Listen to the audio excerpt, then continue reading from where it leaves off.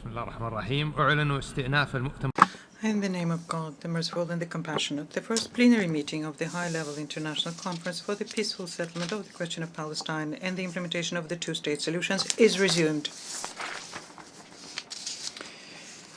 Distinguished heads of state and government, ministers, Your Excellency Antonio Guterres, Secretary General of the United Nations, Your Excellency Philemon, President of the General Assembly, Excellencies, ladies and gentlemen. It is an honor and a privilege for me to co-chair with His Excellency Jean-Noël Barrot, Minister for Europe and Foreign Affairs of France, this high-level international conference for the peaceful settlement of the question of Palestine and the implementation of the two-state solution in accordance with General Assembly Resolution 78/81 of 3rd December 2024. We would like to extend a warm welcome to all of you. This conference is being held to advance the implementation of the United Nations resolutions pertaining to the question of Palestine and the two-state solution for the achievement of a just, lasting, and comprehensive peace in the Middle East. As co-chairs, we're pleased to see the high level of attendance today, which reflects the commitment and political will to achieve the goals of the conference. I invite now my co-chair, His Excellency Jean-Noël Barrot, Minister for Europe and Foreign Affairs of France, to make an opening statement.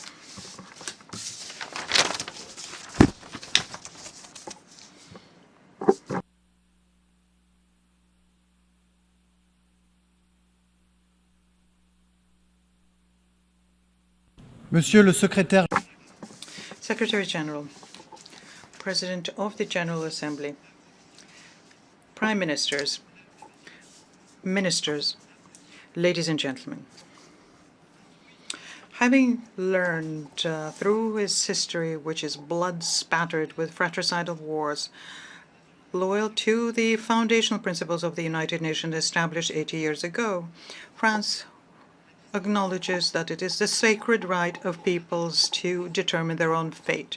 There is nothing more precious for people than the dignity of to be free and to be standing on the land from which he takes his roots, because depriving people of these rights inevitably leads to resentment, violence, and war.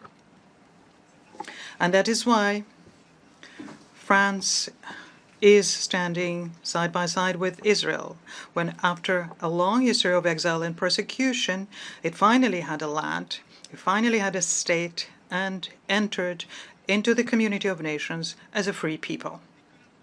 And France stood by Israel, mobilizing its diplomatic and military power every time his right to an existence was challenged or threatened. This was done in the name of a millennia-long relationship between France and the Jewish people, and in the name of the rights of people to determine their own fate. France acknowledges and recognizes this same right with the Palestinian people, the right to have their own homeland. And that is why France considers that the only alternative to the long cycle of violence is a prospect of having these two people having two states living side by side in peace and security. And this is the solution that France has been upholding constantly for decades. This was done through General de Gaulle, who in 1967 stated that the settlement of the conflict should be based on the recognition by each of the states in question by all others. This was done by François Mitterrand, who in 1982 stated in the Knesset that a dialogue means a prior and mutual recognition of the right of others to exist. This was done by Jacques Chirac, who in 1996 spoke in front of the Palestinian Legislative Council and stated that the Palestinian people have a natural aspiration to determine their own fate and to have a state. This was done through the voice of all of their successors, and particularly through the voice of President Macron. But we're now at a time where this prospect of having two states recognized and respected in all of their rights is today in mortal danger. It was threatened by the barbarous attack of the 7th of October, the worst anti-Semitic massacre since the Holocaust, by the extraordinary unleashing of savagery and cruelty of the Hamas terrorists in the intimity of kibbutz and on the eucalyptus trees of the Nova Festival, in the disfigured shadows of 1,200 innocents who were brutally murdered then, including 50 French nationals who are still mourning now together with Israel, through the terrible fate of the hostages who are still in the black hole of captivity and whose immediate return we are demanding, and for those who are still trying to mourn. After wounds going so deep, how can one imagine peaceful coexistence? This idea was challenged and threatened by an indefinite extension of military operations of Israel in Gaza, which for a long time no longer have a military or political justification. Massive displacements of populations, civilian victims in the tens of thousands, families turned apart, places of worship, hospitals, and schools bombed, humanitarian food distribution becoming bloodbath. Devastated by war, Gaza is today a charnel house where the corpses are looking famished and the spirits are becoming desperate. After so much suffering, how can we be thinking of peace?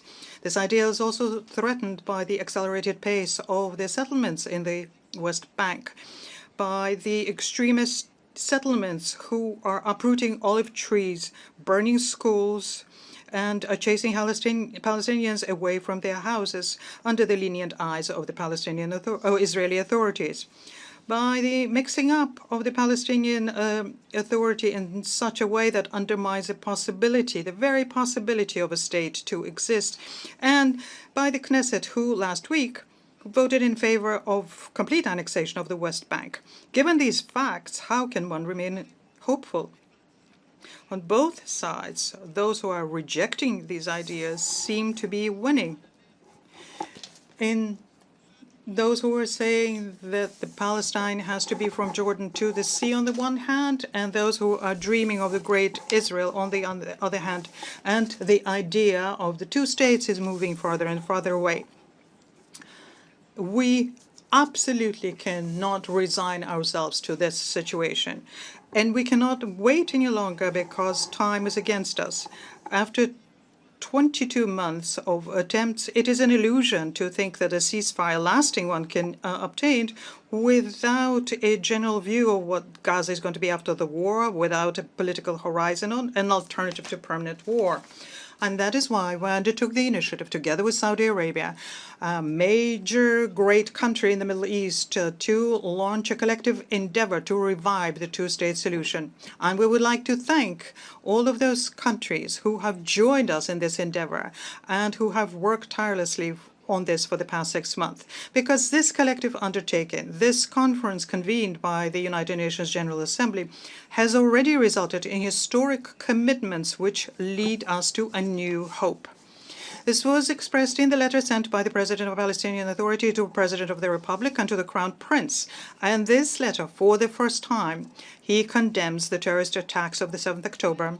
He calls for an immediate release of hostages detained by Hamas, asks for Hamas's disarmament and its exclusion from the governance of Gaza, and confirms towards the end that the payments to the families of terrorists will be stopped. He announces a school reform and undertakes to organize presidential and legislative elections in 2026 and accepts that the Palestinian state will be demilitarized. And there we have all of the conditions stipulated by the Prime Minister Benjamin Netanyahu in his speech in 2009 in Barrot, when he was talking about the preconditions for the Palestinian state. After that, we had an extraordinary meeting between the Israeli and Palestinian civil society representative on the 13th of June, and they together jointly launched the Appeal of Paris to guarantee the security of Israel, working towards a regional integration and towards recognizing the state of Palestine. And this also includes the denunciation by Saudi Arabia and the Arab countries present here today in New York, the denunciation of the crimes of Hamas, the appeal for the for Hamas's disarming, and the expression of hope that they will have normalized relations with Israel and have Israel have normal regional integration. As was stated by the President of the Republic in response to the letter by the President of the Palestinian Authority on the 24th July, in the light of the historic commitments that have already been undertaken and those which will follow, in the name of the eternal rights of people to determine their own fate, at the time where the two-state solution is more threatened than ever, France is ready to fully recognize the state of Palestine and will do so in the month of September next. This recognition, which is a major decision by France, is an expression of both a rejection and it is an appeal. It is a rejection of the idea that the war camp is winning over the peace camp. It is rejection of the idea that Hamas is right when they kept contesting the right of Israel to exist. Hamas who always fought this two-state solution for this reason. But Palestine is not, and it will never be, Hamas. Recognizing the state of Palestine today is to bolster those Palestinians who chose nonviolence, who decided to renounce terrorism and recognize Israel. It means creating for the Palestinians the possibility of having an alternative. It's denouncing Hamas and isolating it for good. It is also a rejection of allowing the extremists in Israel to say that the Palestinians have no right to exist, and when they propagate violence through hatred and to the detriment of security interests of their own country. It's a rejection of the resignation that some in the international community and its leaders have when they tend to give up. It's a resignation when they say that nothing can be done. But this is something that we in France reject.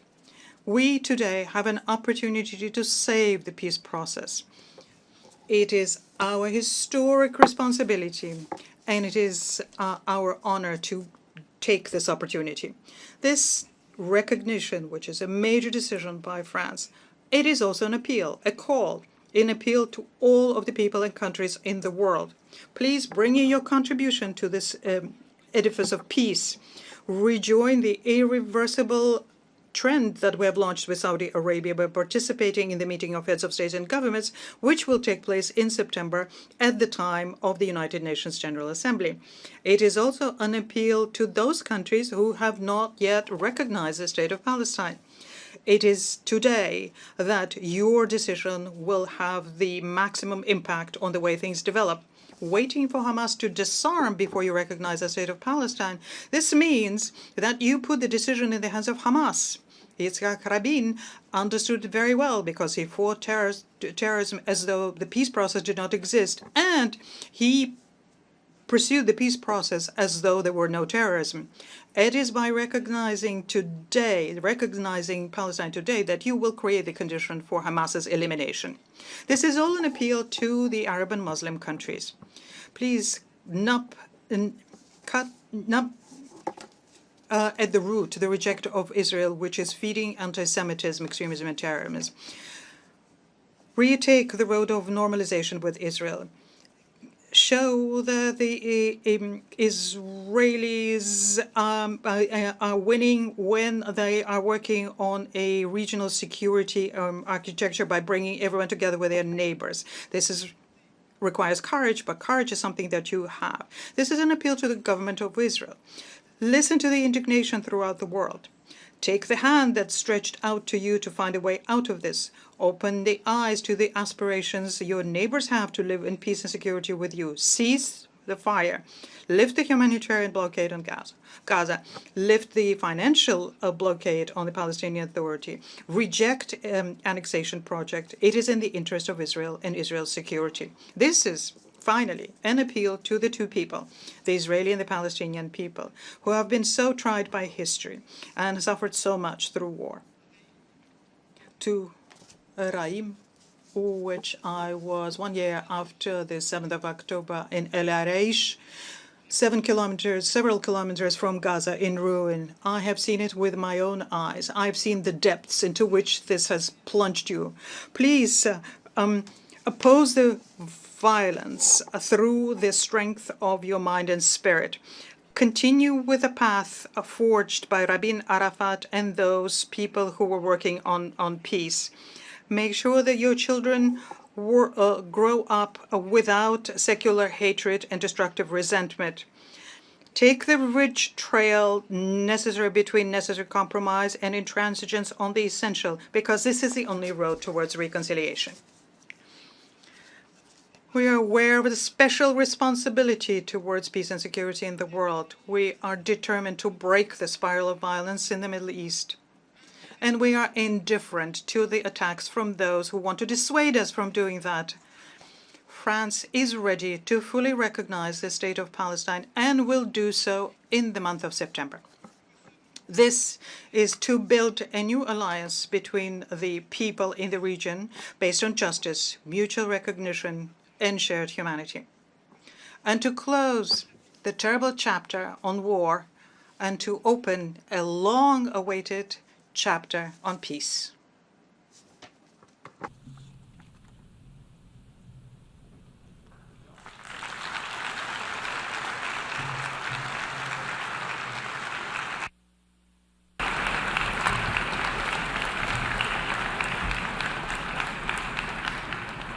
أشكر معالي الوزير بارو. I thank His Excellency Mr. Barrot, and I will now deliver some opening remarks.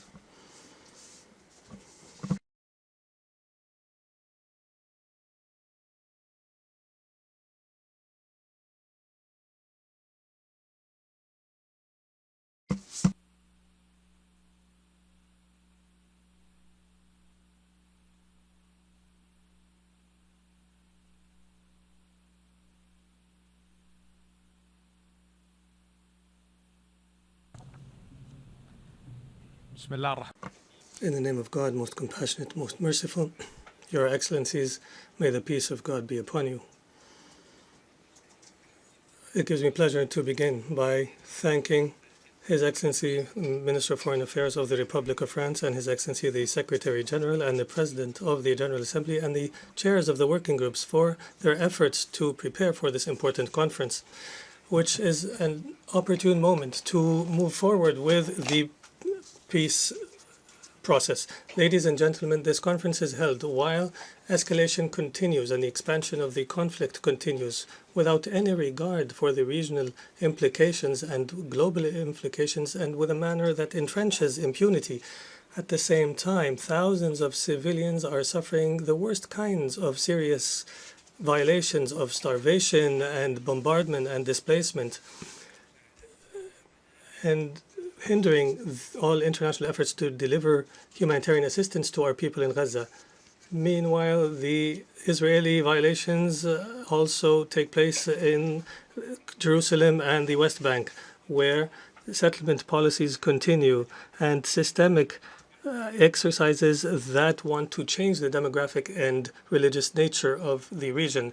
The Kingdom of Saudi Arabia reiterates that peace and security do not take place through a deprivation of rights or through the force.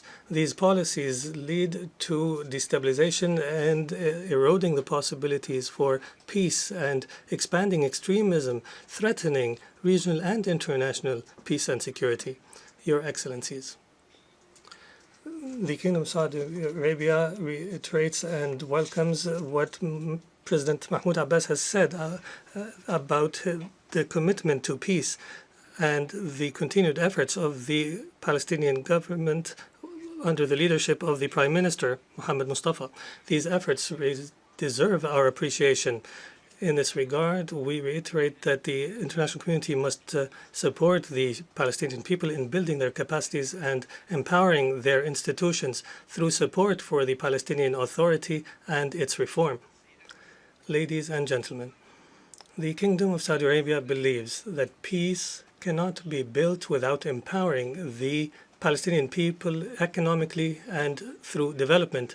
Accordingly, the Kingdom of Saudi Arabia is promoting and expanding its cooperation with the Palestinian Authority to build capacity and to achieve digital transformation and to cooperate with the private sector so the economy can advance.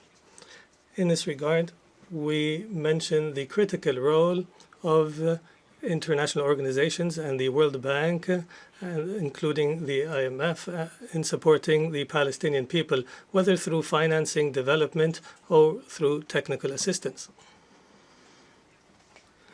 In light of the increasing challenges, there is an urgent need to continue this support and further intensify it in order to enable the Palestinian people to overcome the challenges to achieve development and stability. And we welcome the grant from the World Bank for the Palestinians. Ladies and gentlemen, since the adoption of the Arab peace process in 2002, the Kingdom has continued its efforts for realization of an independent Palestinian state on the borders of 1967 with Jerusalem, East Jerusalem as its capital. This is the pillar for achieving a fair and comprehensive and lasting peace in the region. In this context, we commend France's intention to recognize the Palestinian state. This is a measure that reflects its support for the self-determination of the Palestinian people in accordance with international law and international resolutions. We welcome the recognition of a number of friendly states of the Palestinian state. And we call on other states to take this important and responsible measure and to engage in a credible process that is irrevocable to achieve peace and security for all people in the region. We realize we must maintain the political process, and therefore the Kingdom has launched this conference and has cooperated with the European Union and Norway, and we are working to operationalize a mechanism that is time-bound to follow up on the outcomes of this conference and to support practical measures to end the occupation and to establish the independent state of Palestine and achieve regional security. In conclusion, we call on you to join the final outcome document and to participate in its implementation. Our collective responsibility requires us today to work urgently to end the humanitarian disaster that is threatening the credibility of the international law and to enable the Palestinian people to achieve self-determination in order to achieve peace and security for all people in the region, opening the way towards stability, prosperity, and development. And may the peace of God be upon you.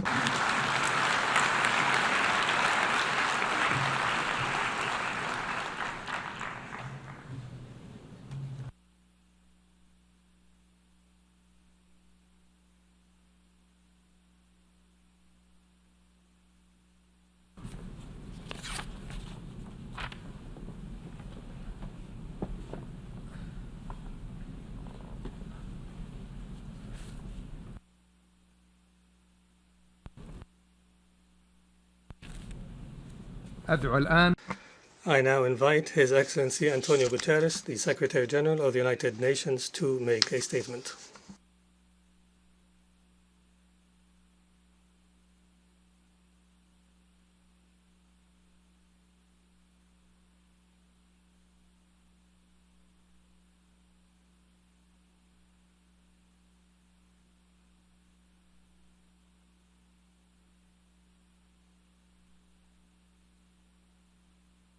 Distinguished co-chairs, Mr. President of the General Assembly, Excellencies, ladies and gentlemen.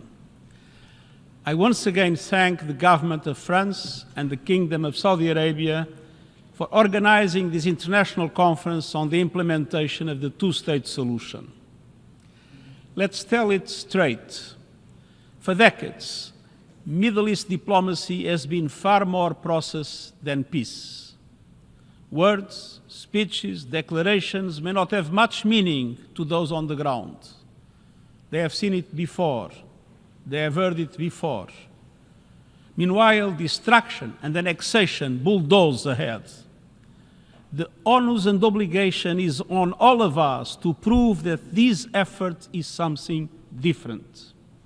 We know the central question for Middle East peace is implementation of the two-state solution, where two independent, sovereign, democratic states, Israel and Palestine, live side by side in peace and security.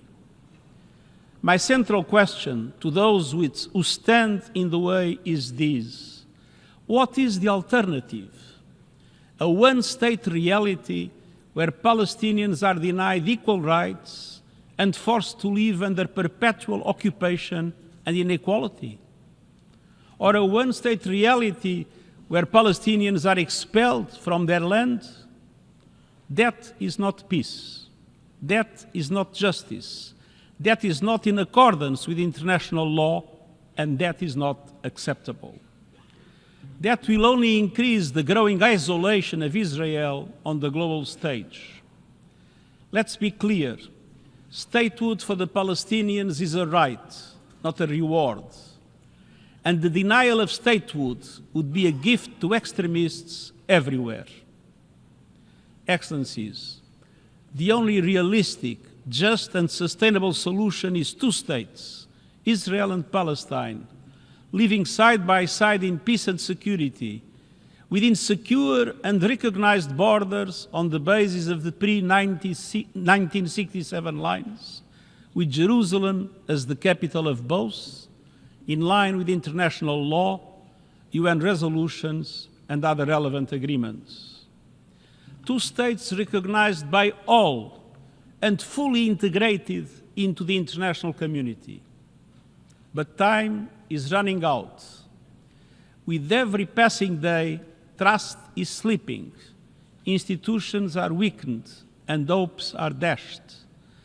That is why I implore the international community not only to keep the two-state solution alive, but to take the urgent, concrete, irreversible steps necessary to make it real. That means immediately ending violence, immediately ceasing annexation and settlement activities as called by the International Court of Justice, rejecting the forced displacement of the Palestinian population from any part of the occupied Palestinian territory, which would constitute a grave violation of international human rights and humanitarian law. Rejecting any form of ethnic cleansing, ensuring full accountability for any atrocity crimes and other violations of international law, restoring credible political dialogue, and reaffirming the equal rights and dignity of both peoples. All this requires courage from leaders on the ground and courage from the international community to act with principle and persistence. Starting with Gaza. Excellencies, nothing can justify the horrific 7 October terror attacks by Hamas, and nothing can justify the scale of death and destruction in Gaza since then, a level without precedent in recent times. Gaza has descended into a cascade of catastrophes, tens of thousands dead, virtually the entire population displaced many times over, the shadow of starvation looming over everyone, all with the world watching. I welcome recent steps to reduce restrictions to life-saving humanitarian aid, but this is far from the solution to end the nightmare. We need an immediate, permanent ceasefire, the immediate and unconditional release of all hostages, and full and unfettered humanitarian access. These are not preconditions for peace. They are the foundation of it. And let's be equally clear. Beyond Gaza, the continued occupation of the occupied Palestinian territory, including East Jerusalem, is illegal. It must end. It is the law, reaffirmed by the International Court of Justice in its advisory opinion of July 2024, reaffirmed by this Assembly and rooted in international law. Excellencies, let us reject the false choice between Palestinian statehood and Israeli security. There is no security in occupation. Let us affirm Israel's legitimate security concerns must be addressed, and so must the legitimate rights of the Palestinian people. We must speak with one voice to condemn all acts of terror, to denounce all targeting of civilians and taking of hostages, to reject incitement to hatred and violence. And we must call on Israel to recommit clearly and unequivocally to the two-state solution and to cease all actions that undermine it. And we must support Palestinian unity around a peaceful, democratic, and inclusive vision of statehood. Let us lay the groundwork for unified Palestinian governance, credible security arrangements, and a Palestinian Authority that carries out reforms and that can deliver for its people. The Palestinian Authority has taken critical reform steps. I urge the international community to recognize when progress is made and to continue to support the Palestinian government in its reform agenda under incredibly challenging circumstances. Excellencies, this conflict cannot be managed. It must be resolved. We cannot wait for perfect conditions. We must create them. We cannot defer peace efforts until suffering becomes unbearable. We must act before it is too late. Excellencies, at its core, this is not only a political challenge, it is a matter of shared values and principles. The principle that all peoples are equal in rights, equal in dignity, and entitled to live free of fear. That no nation should live in permanent insecurity, and that no people should live under continued occupation. This is the promise of the United Nations Charter and international law. This is the call of conscience. Let us answer that call with clarity, courage, and conviction. Let us, at long last, choose the path of peace, not as a concept, but as a commitment, not as a dream, but as a reality, for Palestinians, for Israelis, for the people of the Middle East and the world. Thank you.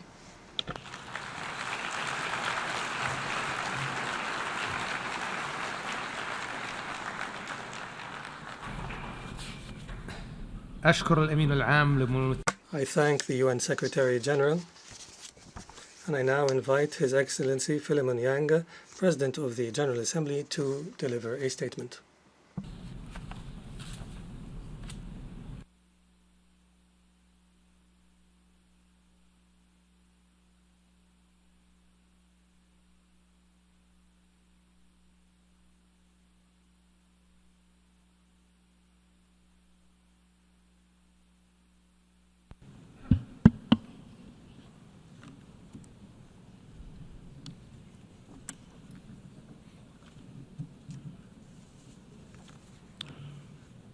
Excellent.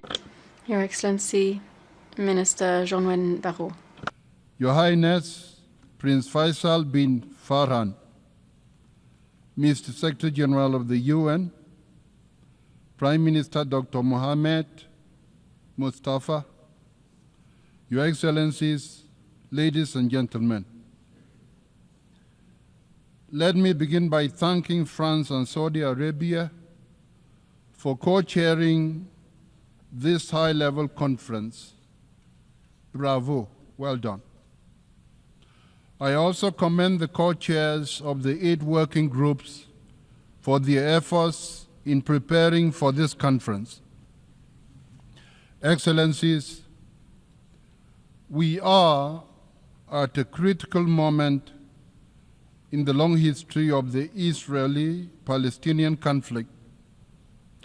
It is indeed a history-making moment. The abhorrent attacks of Hamas on 7th October 2023 against Israel caused a war in Gaza, which has been ongoing for over 21 months. we have called for an immediate end to the conflict and the unconditional release of all the hostages. The war in Gaza has brought unimaginable suffering to thousands of human beings. To Palestinian civilians, including women and children, who continue to face death, destruction, deprivation, and displacement on a horrifying scale. And to Israeli hostages who remain in captivity under extremely painful conditions. This human suffering is unacceptable and it must end now. Excellencies, the horrors in Gaza and the endless cycle of violence between Israel and Palestine make it painfully clear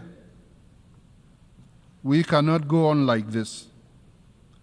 This conference today is needed more than ever before and must lead to a decisive change in direction. If we do not address once and for all the Israeli-Palestinian conflict through the two-state solution, we will not be able to achieve lasting peace and stability in Palestine and in the Middle East. This is the reason why we have gathered here today. This is why this conference must be a success, and this is why this conference must chart an irreversible path towards the implementation of the two-state solution. We simply cannot afford more excuses and more delays. We must act now. Your Excellencies, last month, the General Assembly adopted a resolution that reflects the urgent demands of the international community with respect to the war in Gaza. The urgent demands include, first, an immediate, unconditional, and permanent ceasefire to be respected by all the parties concerned. Second, the immediate, dignified, and unconditional release of all hostages held by Hamas and other groups. Third, the immediate and permanent facilitation of full, rapid, safe, and unhindered entry of humanitarian assistance at scale, including food and medical supplies, into and throughout the Gaza Strip, and its delivery to all Palestinian civilians. The international community must ensure that Israel and Hamas finally comply with these demands and with the obligations under international law and international humanitarian law. Excellencies, while the situation in Gaza is dramatic, we must not lose sight of the deeply concerning and equally urgent situation in the occupied West Bank, including East Jerusalem. Violence against civilians, including acts of terror, settler violence, settlement expansion, seizures, demolitions, and forced displacements are eroding any prospects for a political solution to the Israeli-Palestinian conflict. Let me be clear. This conflict cannot be resolved through permanent war, nor through endless occupation or annexation. Peace and stability will only be achieved when Israelis and Palestinians can live side by side in their own sovereign independent states in peace, security, and dignity. When Palestinians recognize the state of Israel and Israelis recognize the state of Palestine, that will be a good thing. When the world finally honors the legitimate aspirations and rights of both Palestinians and Israelis, when both the state of Israel and the state of Palestine are recognized as legitimate members of the international community and of the United Nations. Until today, more than 140 states have recognized the State of Palestine. The announcement of President Macron that France will be recognizing the State of Palestine in the upcoming session of the General Assembly should encourage more states to take this important step on the way to the realization of the two-state solution. It should also serve to empower those voices in Israel and Palestine who advocate for peace and peaceful coexistence of Israelis and Palestinians. Excellencies, the international community has reaffirmed its unwavering commitment to a comprehensive, just and lasting peace grounded in international law and the United Nations Charter and relevant United Nations resolutions on different occasions. Now we must translate this commitment into action. It has been 78 years since this General Assembly first called for a two-state solution in Resolution 181. It has been 58 years since the Security Council adopted Resolution 242. Time and again, the General Assembly and the Security Council have reiterated their support for a vision of two states within secure and recognized borders based on the 1967 lines in numerous resolutions. It is our collective responsibility to demand the implementation of these resolutions. The focus of this conference must therefore be concrete and action-oriented, identifying steps the international community must take to realize the two-state solution. We must restore both hope and trust. Hope that a better future is possible. Trust in the United Nations and our commitment to the peoples of Palestine and Israel. We must act now to take the steps necessary to bring about a peaceful settlement of this conflict, one that upholds international law, the United Nations Charter and relevant UN resolutions, and especially one that achieves justice for Palestinians and Israelis, one that ensures a peaceful, prosperous, and equitable future for everyone in the Middle East. Thank you.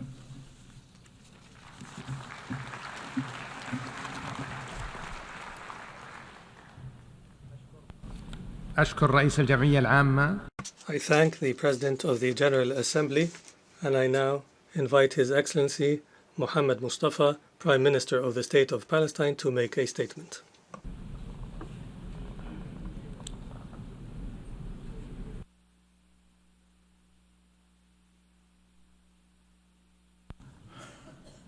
صاحب السمو الأمير فيصل.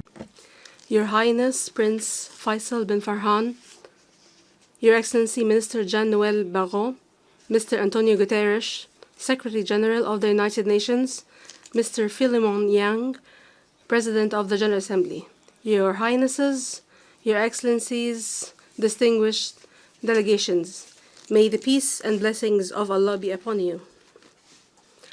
At the outset, I would like to express once again the appreciation of the State of Palestine to the Kingdom of Saudi Arabia and France for their leadership and for presiding over this important United Nations conference.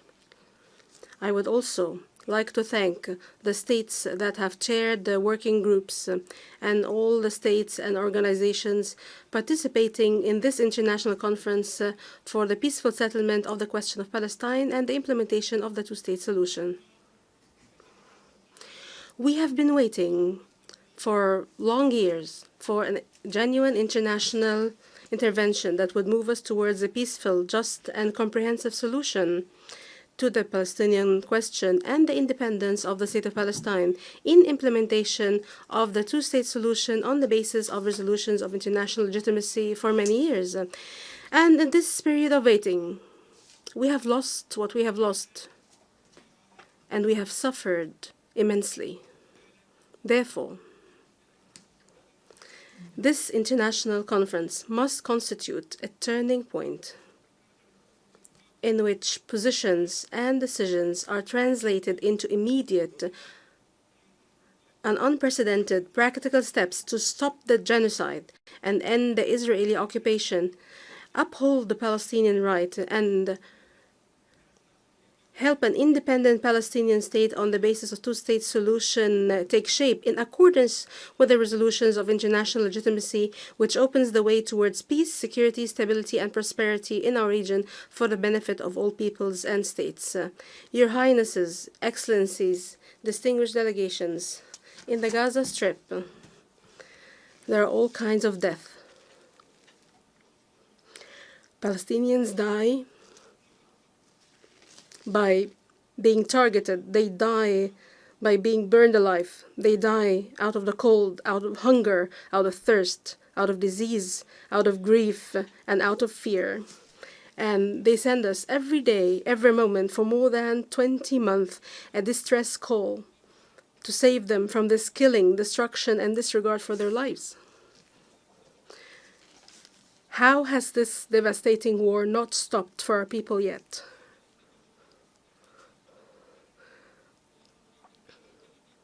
How come there's no stop to this countless innocent lives lost? How is it possible that there's no stop to the starvation, which is now a declared policy and a clear plan for displacement? Do not accept from Israel any excuse or justification for targeting Palestinian civilians, doctors, humanitarian staff, journalists, and the imposition of a policy of collective punishment on the Gaza Strip and its inhabitants without exception, as well as the destruction of homes, hospitals, schools, mosques, churches, even graves, and all the elements of life in Gaza, and preventing the entry of aid and obstructing its safe distribution and killing who seek to receive some aid. This war of extermination must stop immediately. The killing of Palestinians must stop immediately. Humanitarian aid must be brought in immediately through all land crossings. Hostages and prisoners must be released immediately. The displacement must stop immediately. Israel occupation forces must withdraw completely from the entire Gaza Strip. And we ask you to take the necessary measures to stop the aggression, starvation, and displacement, and send a clear message. Enough disregard for the life and dignity of Palestinians. Palestinians are human beings. In this regard, we affirm our support for the efforts of the mediators, Egypt, Qatar, and the United States. We thank them for their effort to reach a ceasefire in Gaza. We also thank all the countries that support our people, their rights, as well as relief efforts, especially the Arab Republic of Egypt and the Hashemite Kingdom of Jordan. We also thank the International Coalition for the Implementation of the Two-State Solution and the Arab Islamic Committee led by the Kingdom of Saudi Arabia. Your Excellencies, Your Highnesses, distinguished delegations, we affirm the readiness of the State of Palestine to assume full responsibility for governance and security in Gaza with Arab and international support. We also stress that the State of Palestine is the only holder of the right to rule the entire Gaza Strip, and it is the holder of the exclusive right to maintain security. Israel must withdraw completely from the Gaza Strip, and Hamas must relinquish its control over the Strip and hand over its weapons to the Palestinian Authority. We also reaffirm our position rejecting violence and terrorism in all its forms, including targeting and attacking civilians.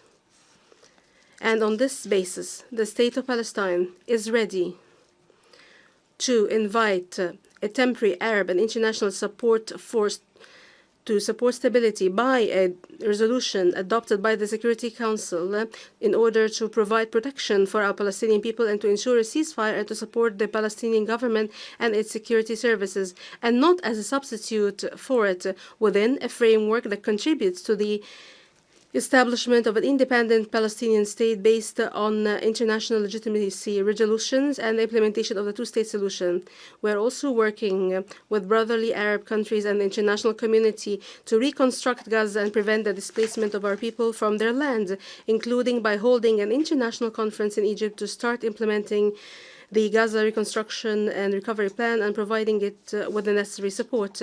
Your Highnesses, Excellencies, distinguished delegations, as soon as you look at the West Bank, including East Jerusalem, you see the intentions and appetite of Israel government and settlers in annexing the Palestinian land and reducing the Palestinian presence on it and ending it if possible, besieging and exhausting Palestinian government and weakening its ability to carry out and fulfill its governmental tasks through political, financial, military pressure. And the last chapter of these policies was the decision by the Israeli Knesset to annex the West Bank. Hence, the international community must move beyond the time of condemnation and denunciation and move to a stage where it forces Israel to cease its annexation practices, settlement, including settler terrorism and violence, killing and captivity, restriction on movements, attacks, and destruction of villages, cities, and camps, and prevention of return to them. Attacks also on Islamic and Christian holy sites, withholding Palestinian tax funds, as well as threatening to paralyze the Palestinian banking sector in an attempt to destroy the state of Palestine and the two-state solution. Your Highnesses, hence, we stress the importance of holding this conference and the issuance of the UN Declaration for the peaceful settlement of the Palestinian question and the implementation of the two-state solution 1 year after the issuance of the advisory opinion of the ICJ. This confirms the beginning of a different approach, different from previous approaches, an approach that is bolder and more capable, that leads us towards the actual implementation of the resolutions of international legitimacy and the embodiment of the independent Palestinian state on the ground and the implementation of the two-state solution on the 1967 borders and the achievement of a future of peace, security, and stability in which all states of the region live side by side and good neighborliness. We hope that the Israelis would seize this opportunity. Your Highnesses, distinguished delegations, we want a free, independent, and sovereign Palestinian state that is modern and developed, that is the source of pride for all the sons and daughters of the Palestinian people everywhere, in which law, peace, and security prevail. We want it to be a state that is not subject to occupation, that is free of violence and terrorism, that adopts a culture of peace, that lives up to the aspirations and enormous sacrifices of our people, that guarantees its rights, freedom, and dignity. In this regard, President Mahmoud Abbas announced at the Arab Summit that comprehensive presidential and legislative elections will be held within a year, as has been done previously in all of our occupied territories, including East Jerusalem, and he asked the international community to provide us with assistance in holding such elections.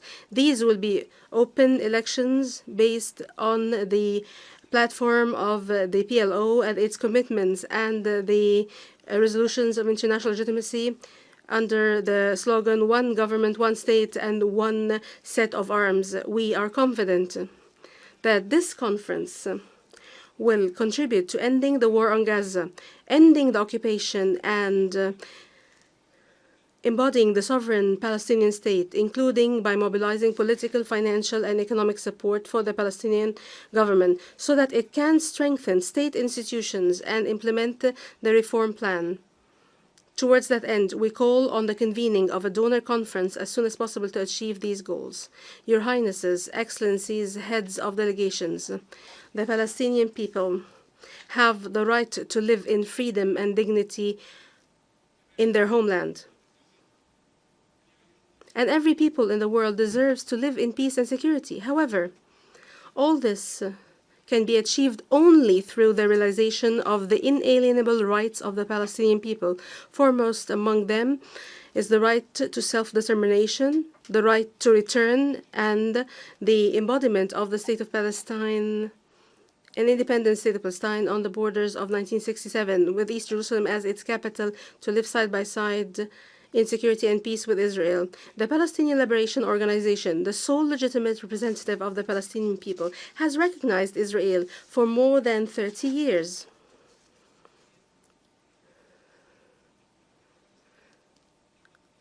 While Israel's recognition of the State of Palestine has yet to take place, despite the recognition of the State of Palestine by 149 states. In this regard, we call on all states that believe in the two-state solution and have not yet recognized the State of Palestine to do so immediately, as a real investment in peace, security, and stability. We thank all the brave countries that have recognized the State of Palestine, and we appreciate the historic decision of the French president to recognize the State of Palestine. We also call on everyone to support our full membership in the United Nations and other international institutions, including international financial institutions, and to support efforts for accountability and justice for victims. Your Highnesses, Excellencies, heads of delegations, we stand ready to work with you and with the United States, and in partnership with the presidents of the conference, Saudi Arabia and France, and with the heads of other groups and countries participating in the International Coalition for the Implementation of the Two-State Solution for Peace, Stability, and Security for All in the region. This requires a serious path and an irreversible peace agreement between the State of Palestine and Israel within a clear and binding timetable, with international support, monitoring, and guarantees, starting with universal recognition of the State of Palestine and leading to the end of the Israeli occupation and the settlement of all final status issues in accordance with the resolutions of international legitimacy. It is not the fate of our people to live under occupation, nor is it the fate of us and the Israelis to live in a war that doesn't end. We can live in a future of peace and security side by side if we make the right decisions today.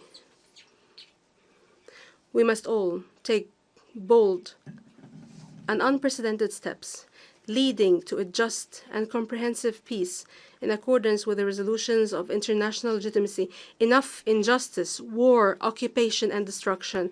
We want our people to live in freedom and dignity in their land and the land of their ancestors, and to achieve peace, security, and prosperity in our region, the Middle East, which is the cradle of three heavenly religions, the cradle of light, justice, and peace. I thank you. May the peace and blessings of Allah be upon you.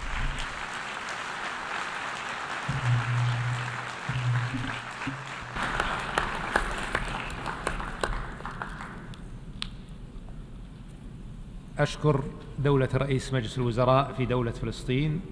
I thank His Excellency the Prime Minister of the State of Palestine.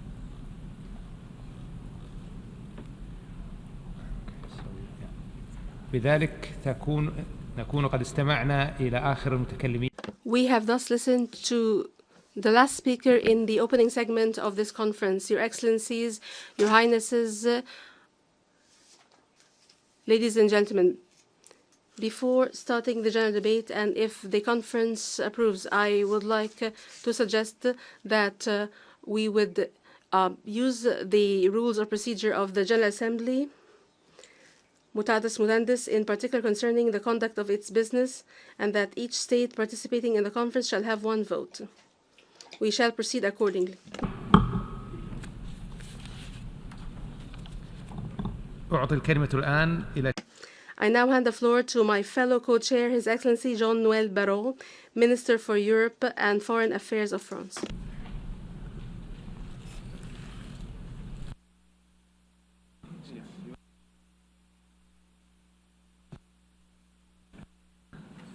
J'invite à présent.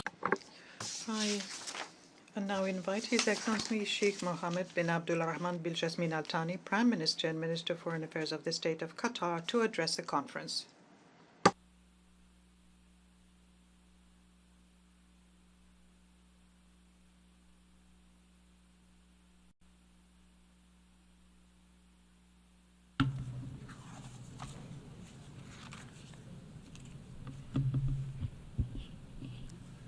بسم الله الرحمن الرحيم.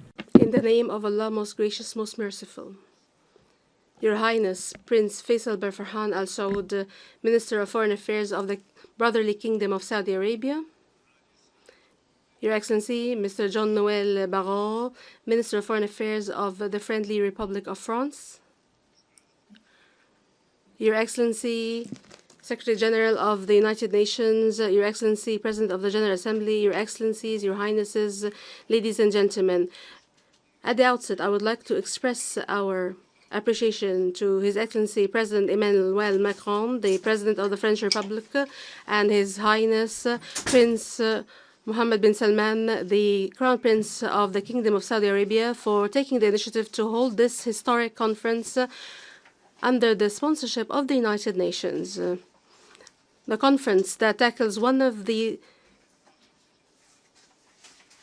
longest unresolved issues in terms of the maintenance of international peace and security. Your Excellencies, this conference is a glimmer of hope. However, we are at a critical juncture in the region. A devastating war launched by Israel on the Gaza Strip for more than 2 years, and an escalating humanitarian crisis where more than 2 million people suffer, mostly women and children. And in one of the most brutal and cruel moments in this crisis, we have seen scenes that are a stigma and long lines of the suffering in anguish, waiting for crumbs to end their starvation. How can we build a future on the bodies of those who die of hunger? And how can we reach peace as we see this amount of killing, humiliation, and starvation?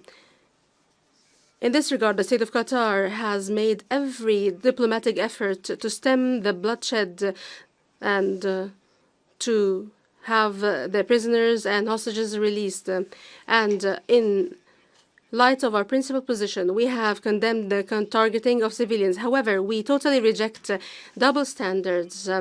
Human beings are human beings. Children are children. And none of us has the right to decide on the right of civilians to live based on political or racial or other criteria. Starvation and the targeting of hospitals has been used as a method of war in a precedent that we cannot accept, as if these are common practices in any conflict from now on. And the State of Qatar reaffirms once again its total rejection of the use of food as a tool to bring pressure to bear, or a method of war or a weapon in war. And we condemn blockade and forced displacement against civilians and defenseless civilians, and the use and the targeting of vital facilities, hospitals, and shelters in a violation of international law and international norms.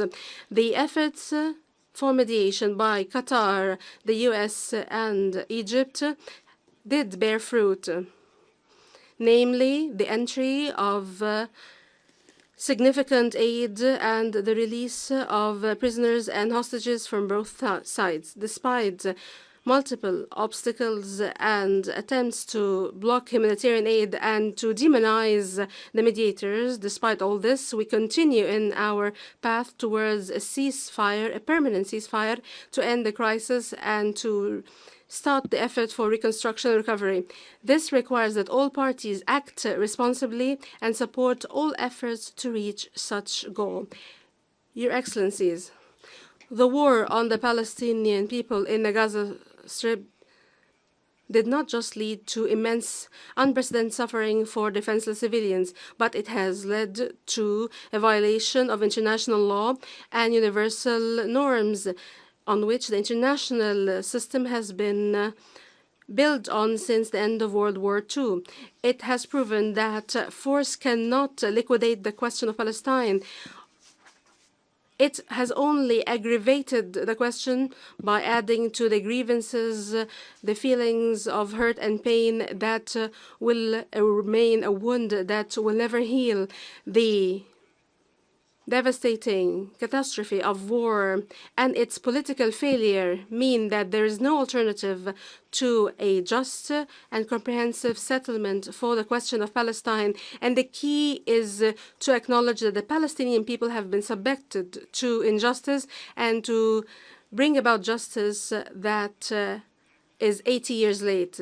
Based on our principled support for peace, the State of Qatar fully supports the objectives of this conference, and we seek to have an active and a positive role towards the implementation of the two-state solution. And we have co-chaired with Canada and Mexico the third working group on the narratives for peace. And we have addressed in this working group important issues, and we have reached important conclusions that would lead to making this conference a success. To achieve a conducive environment for peace, there is a need to support positive narratives that support peace between the two sides that will be based on relinquishing violence and addressing attempts to dehumanize the other. Your Excellencies, the State of Qatar stresses its firm position vis-à-vis the peaceful settlement of the question of Palestine based on the principles of international law and the rules of international legitimacy based on the two-state solution as the only viable practical solution to end the conflict and to achieve just and comprehensive peace. Hence, the State of Qatar calls for a clear and unified international position that rejects all practices that hinder negotiations and chances for comprehensive and just peace. Here we welcome the recognition by a number of states of the State of Palestine in the West Bank and the Gaza Strip based on the 1967 borders, because we believe this is a vital step towards achieving security and stability internationally and regionally. We also welcome the commitment by the friendly Republic of France to recognize the State of Palestine next September. Ladies and gentlemen, holding this conference represents the collective will of the international community to translate words into actions and to actively contribute towards the peaceful settlement of the question of Palestine in all its dimensions. The international community has a responsibility to create an environment conducive to reaching a comprehensive and just peace, to bring back the strong role of international legitimacy after this horrific war, and to provide humanitarian, economic, and political necessary support. We hope that this conference would represent a turning point that would lead to tangible commitments, not just statements, and would pave the way towards practical steps towards the implementation of the two-state solution, towards a comprehensive, just, and permanent and lasting settlement of the cause, and would lead to stability in the entire region. I thank you.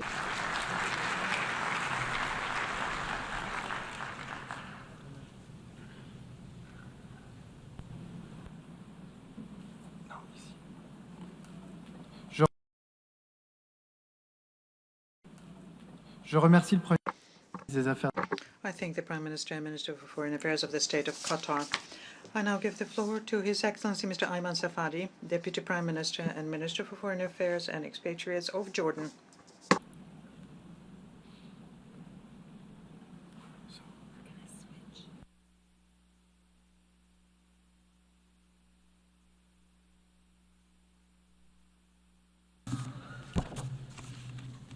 بسم الله الرحمن الرحيم صاحب. In the name of God, the merciful and the compassionate. Your Highness,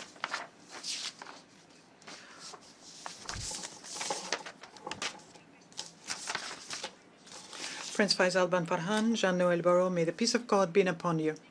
We are here to affirm that there is only one road leading to just peace, ensuring peace and stability for the entire region. The two-state solutions, which puts an end to occupation and oppression and allows for the creation of an independent and sovereign Palestinian state on the national Palestinian territory, living in peace and security with Israel under international law and in line with the Arab Peace Initiative.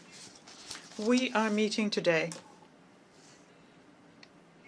at the time where the disastrous impact of the failure of this solution is unfolding before our eyes in the form of death, destruction, hunger, which tramples international humanitarian law underfoot. It makes it into a mere slogan, existing in word but not in deed. The disastrous effects of that are seen in Gaza.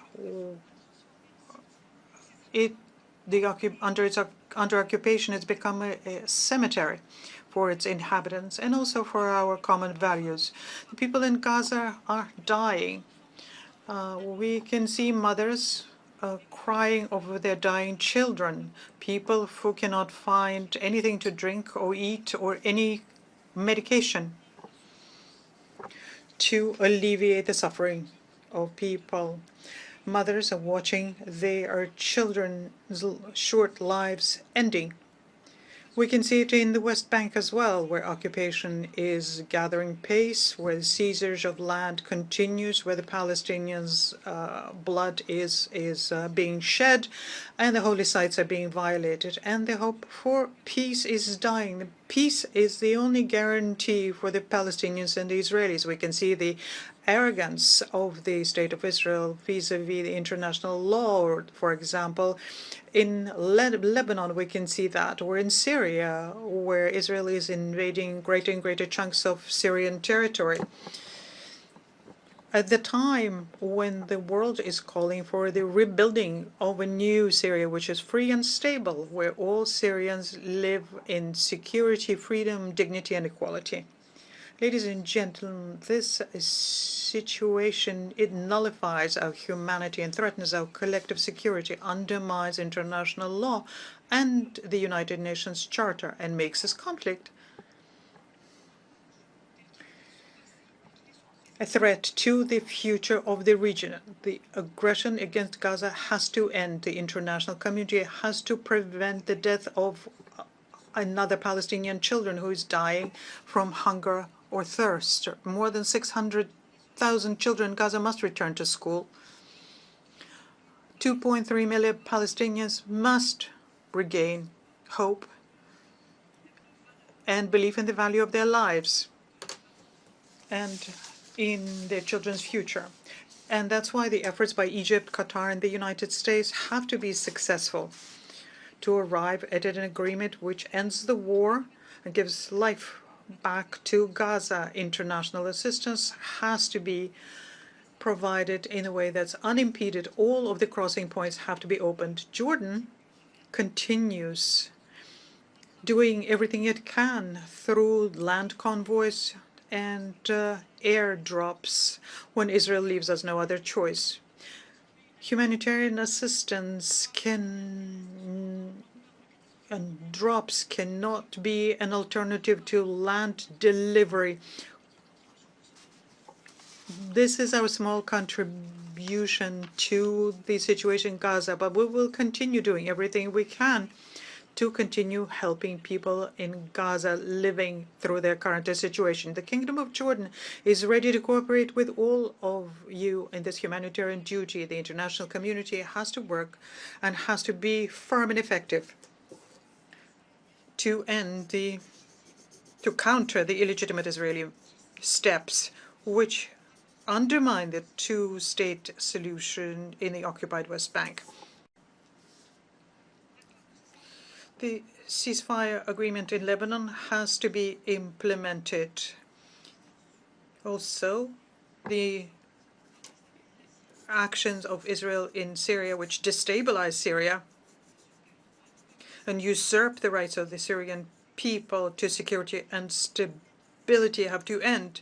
Ladies and gentlemen, this conference of ours will perhaps not end up with a two-state solution, but it is a message to the region or the international community to move in that direction.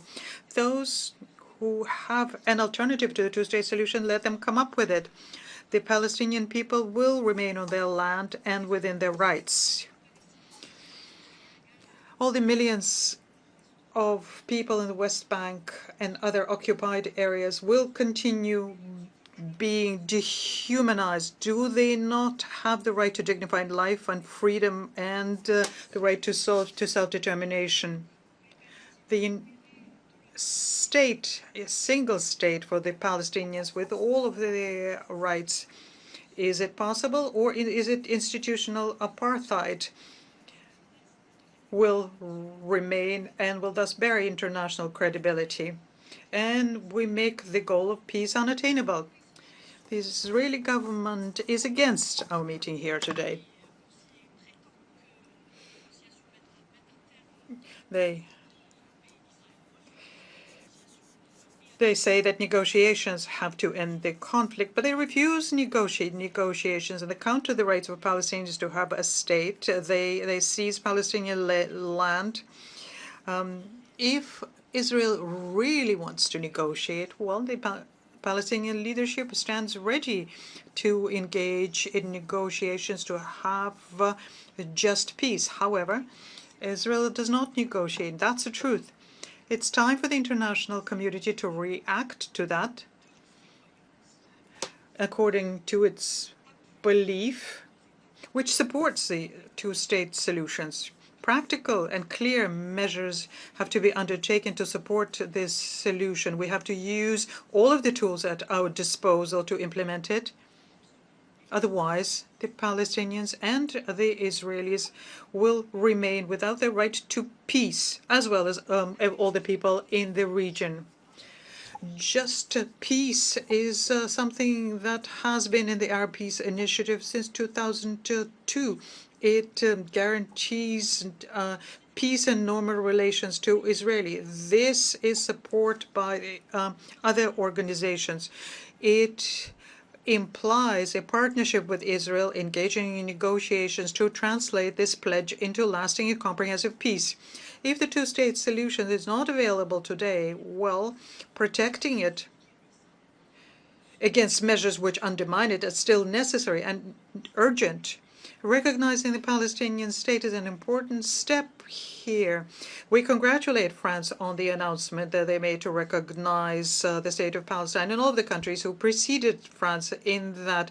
And we call on all states to recognize the state of Palestine, reconfirming their right to justice, international law, and peace. The Kingdom of Jordan will continue supporting the rights of the Palestinians to life, freedom, to a state, and will spare no effort to arrive at just peace, where the rights of Palestinians are implemented, and they will have peace which will be accepted by the population, which will put an end to the conflict.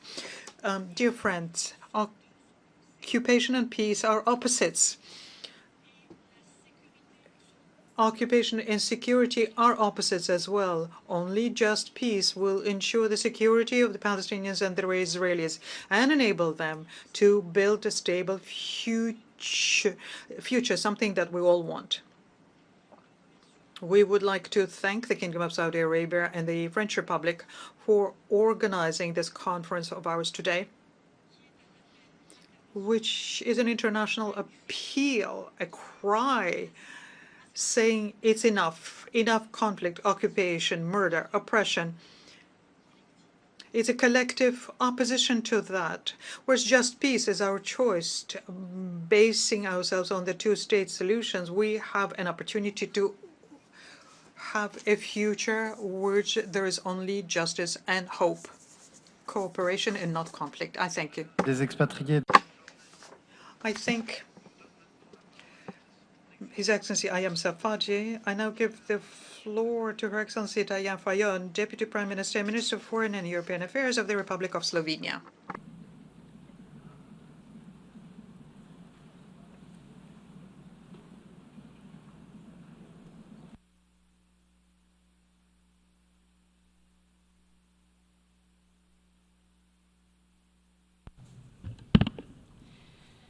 I thank the co-chairs of the conference and of the working groups. Your Excellencies, irrelevant of the perspective one has about Middle East conflict today, we all share one conviction: we are at a historical point. How peace in the Middle East will be pursued is what will define the history our generations write. History is rarely about big words.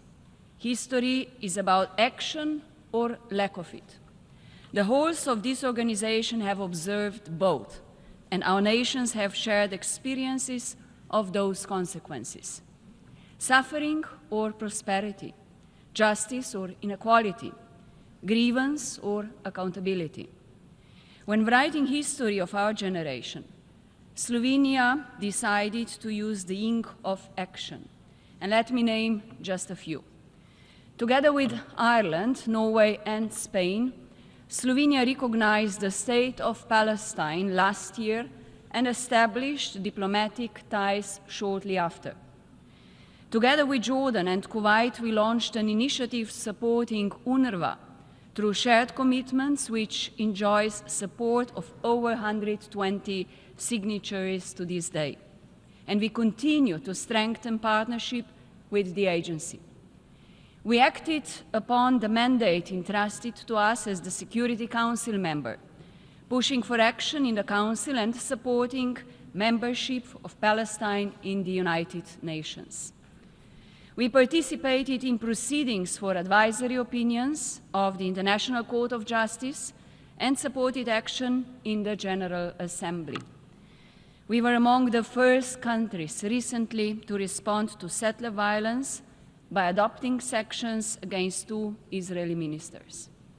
And we have supported any well-intended other initiative along the way, including the US, Egypt, Qatar-led mediation efforts. But our efforts cannot and will not end there. I'm looking forward to signing a memorandum of understanding with Palestine to pave the way for strengthened cooperation. Palestinian ownership is central to the two-state solution. We continue valuing dialogue also with Israel, with the region and the civil society. Our door is always open to build trust. Your Excellencies, we are heartbroken by the devastation and immense suffering of civilians in Gaza. The months-long Israeli blockade of humanitarian aid has resulted in famine spreading across Gaza. Children are suffering the most. We take note of recent temporary measures which are long overdue and definitely not enough.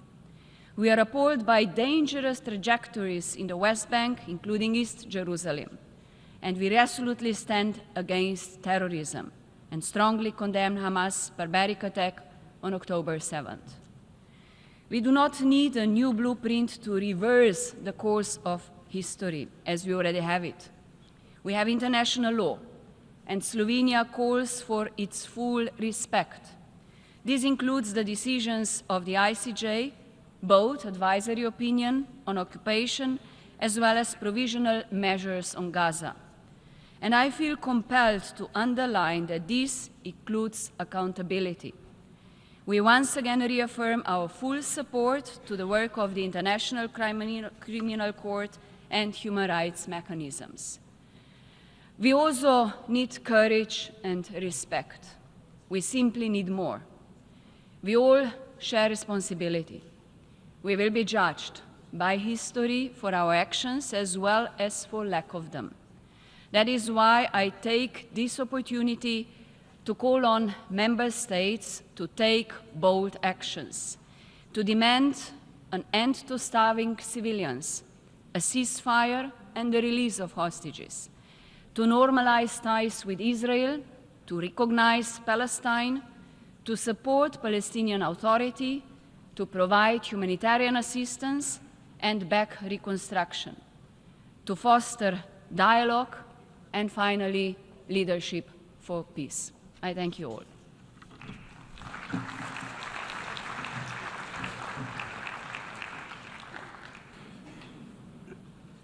Je remercie. I thank the Deputy Prime Minister and Minister for Foreign Affairs of Slovenia, and I now give the floor to His Excellency Mr. Xavier Bettel, Deputy Prime Minister and Minister for Foreign Affairs and Foreign Trade and Minister for Cooperation and Humanitarian Action of Luxembourg.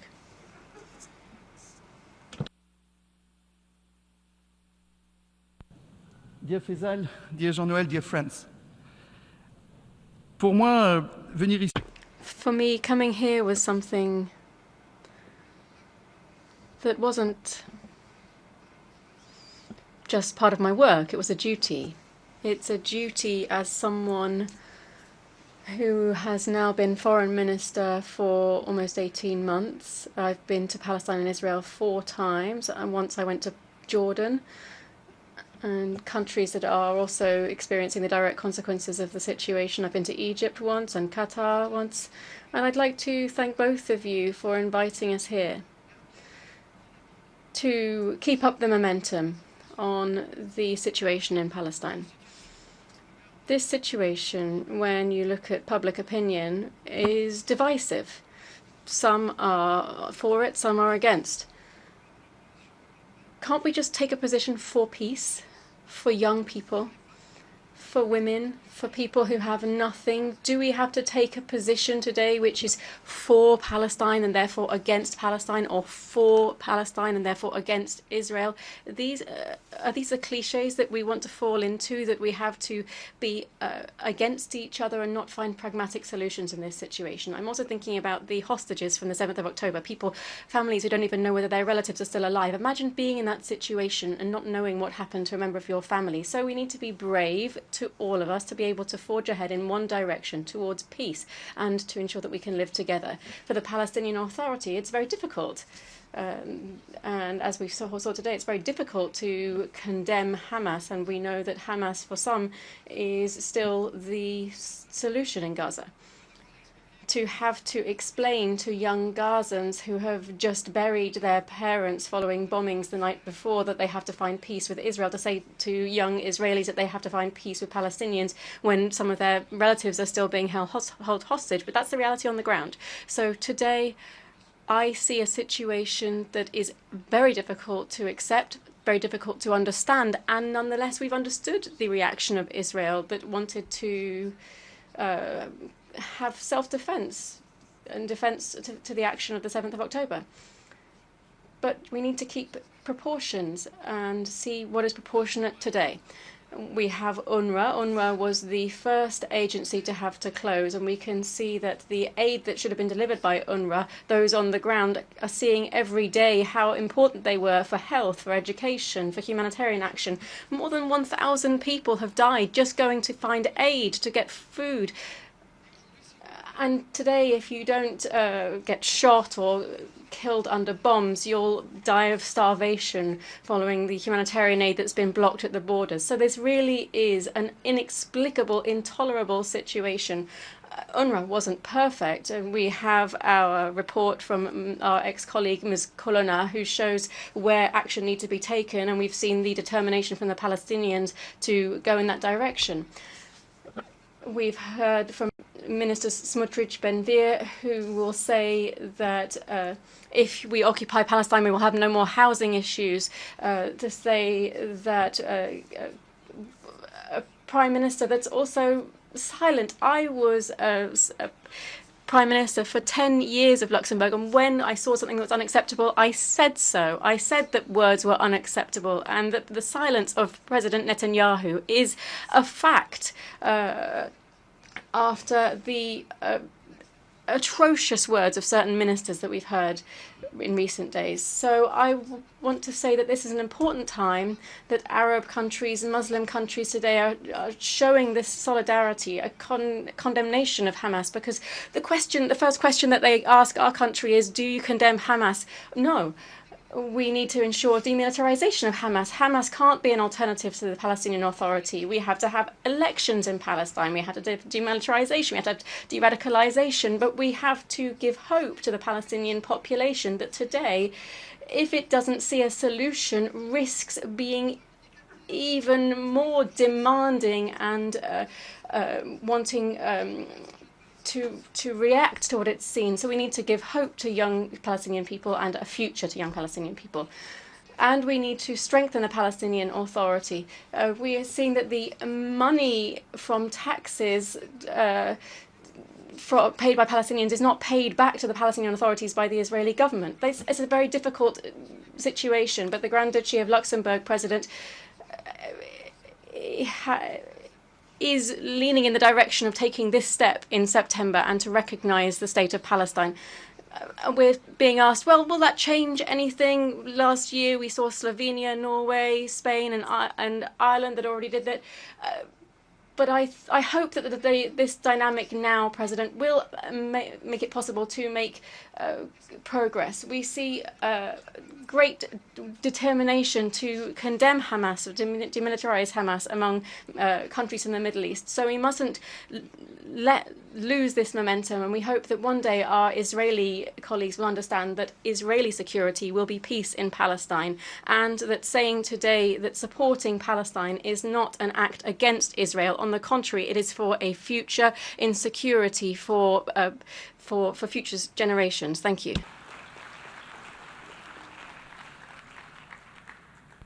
Je remercie le vice.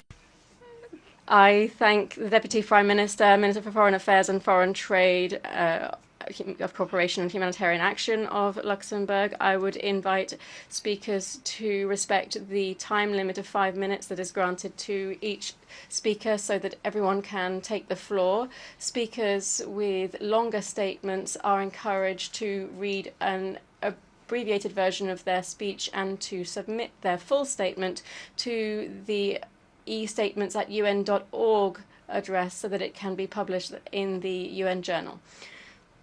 I now invite His Excellency Mohammed Ishaq-Dar, Deputy Prime Minister and Minister for Foreign Affairs of Pakistan, to take the floor.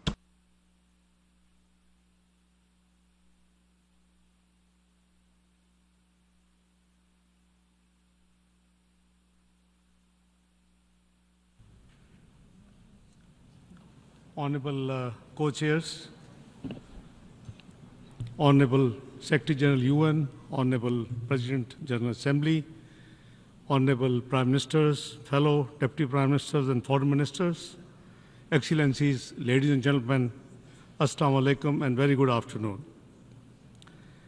Pakistan expresses its profound appreciation to the Kingdom of Saudi Arabia and France for co-chairing this timely conference. We commend your leadership in galvanizing global support for a just, comprehensive, and lasting solution to the question of Palestine. We also acknowledge the important work of the 8 working groups. Co-chairs, Pakistan actively engaged in their deliberations and contributed forward-looking proposals to shape concrete outcomes. Excellencies, ladies and gentlemen, for over 75 years, the Palestinian people have endured occupation, displacement, and denial of their fundamental rights, including their inalienable right to self-determination. This prolonged injustice is not just a political failure, but a moral stain and a persistent threat to international peace and security. Today, Gaza is a graveyard of international law and humanitarian principles. The death and destruction inflicted by Israel, including the killing of over 58,000 Palestinians, mostly women and children, is an unconscionable breach of international humanitarian law, the UN resolutions, and the binding measures of International Court of Justice. The blockade of aid, deliberate targeting of civilian infrastructure, including refugees camps, hospitals, and aid convoys, have crossed every red line of legality and humanity. The collective punishment must stop now. We must immediately act with purpose.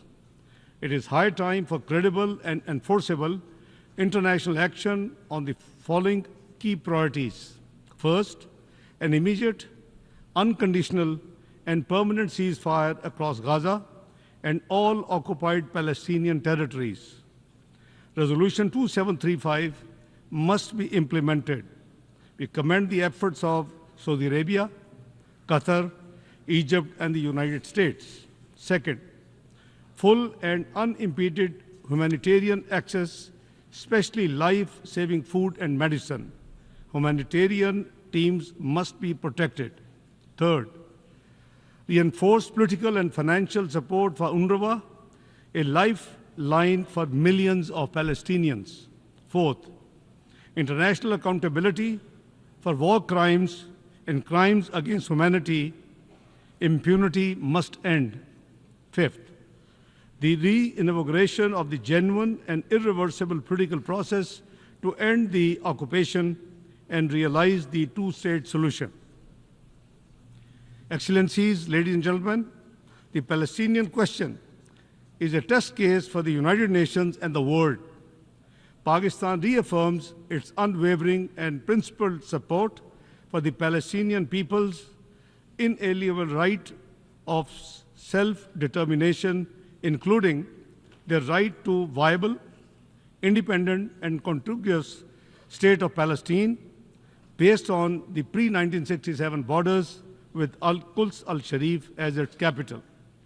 The outcome of this conference must deliver actionable commitments that, number one, reaffirm the centrality of the two-state solution as the only path to sustainable peace. Two, demand Israel's immediate withdrawal from Gaza and support its reconstruction as envisaged in Resolution 2735 and the OIC Arab Plan. Three, support the OIC proposal to provide international protection for the Palestinian people through the deployment of an international protection mechanism and a timeline for building Palestinian institutional capacity and sovereignty. Four, reject and halt any attempts at the forced displacement or demographic manipulation. Number five, oppose illegal Israel settlements and annexation, especially in West Bank and East Jerusalem. We unequivocally condemn the Israeli parliament's unlawful attempt to assert sovereignty over the occupied West Bank. Six, ensure universal recognition of the State of Palestine and its full UN membership. We welcome France's decision to recognize the State of Palestine and encourage other countries who have not done so far to extend recognition and contribute to this global momentum for Palestinian statehood. Co-chairs, Pakistan stands ready to extend dedicated technical assistance and capacity building support to our Palestinian brothers and sisters in key sectors such as public administration, health, education, and service delivery in accordance with the Palestinian leadership's decision. Pakistan is prepared to contribute to the building of institutions, including through participation in the Arab OIC plan and any international protection mechanism. Let me conclude by saying that justice delayed is justice denied. But when justice is denied for generations, the consequences are even graver. The question of Palestinians has impacted the entire region and beyond. We must give hope to the Palestinian people. The occupation must end, and end now. It is time for freedom, self-determination, and statehood, and Palestinians' full membership of the UN. That will be the best guarantee for lasting peace in the region. I thank you all.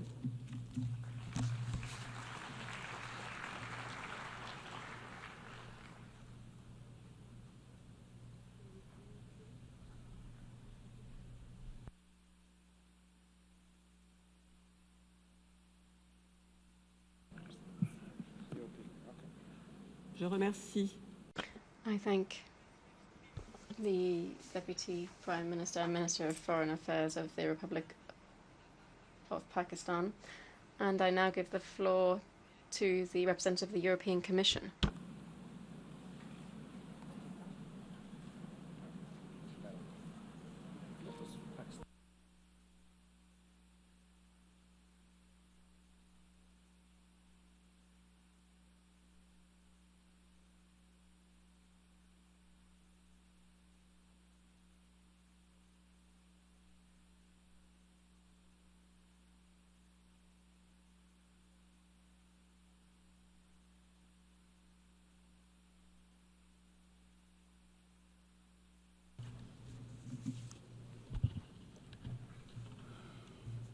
عفوا للتصحيح يتقدم الآن دولة نائب. Correction. We now give the floor to the Deputy Prime Minister and Minister of Foreign Affairs of Iraq. Thank you, President, Excellencies, ladies and gentlemen.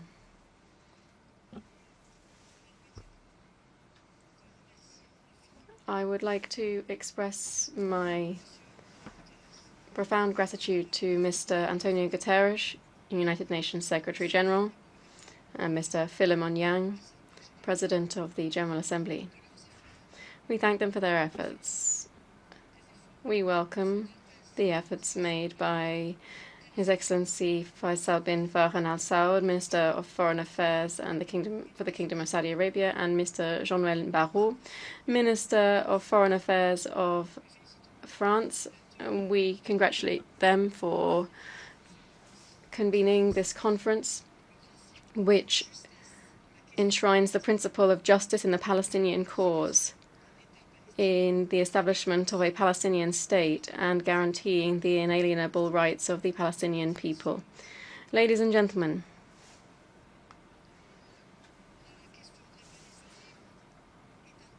the Palestinian question is a moral test for the international system. The international community has sometimes shown signs of bias, and yet double standards doesn't contribute to building peace. The international community must henceforth support peace. The first step in that direction must be an immediate and unconditional ceasefire in the Gaza Strip. The delivery of humanitarian aid to the besieged and those in need, the wounded, without conditions or obstacles. The lifting of the blockade and the full provision of protection to civilians. Ladies and gentlemen, this conference could represent a step forward that could prevent further humanitarian disasters in Gaza and in the West Bank. It represents a response to our conscience, to our humanity, to salvage what can still be salvaged in light of the scale of the destruction and death perpetrated by the occupying Israeli forces in a series of heinous crimes against humanity. The policy of systematic killing practiced by the Israeli occupying forces is unacceptable.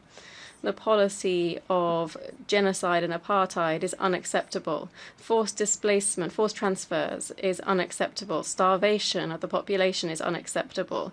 Expanding the scale of illegal settlements is also unacceptable. All of this exacerbates the humanitarian crisis day after day. Ladies and gentlemen, here we reaffirm Iraq's unconditional support for the Palestinian question. This is a just and rightful issue. This is the basis for stability in the region. We call on the international community, particularly those states having an influence, to shoulder their moral and legal responsibilities.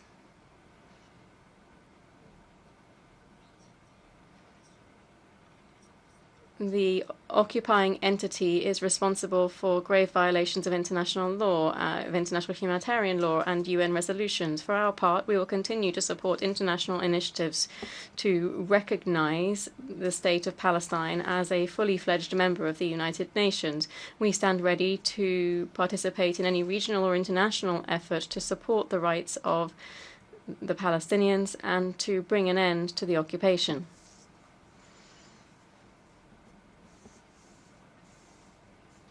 Iraq's position in support of the Palestinian cause and the rights of its people remains steadfast. That is, the right of its people to reclaim their usurped land. Iraq rejects attempts at forced displacement and condemns repeated attacks on Gaza and the West Bank. We affirm that a just peace and stability in the region cannot be achieved to the detriment of the rights of Palestinians. Iraq is convinced that regional stability will only be realized through the exercise by the Palestinian people of their inalienable right to self-determination and the establishment of an independent Palestinian state with Jerusalem as its capital. Thank you.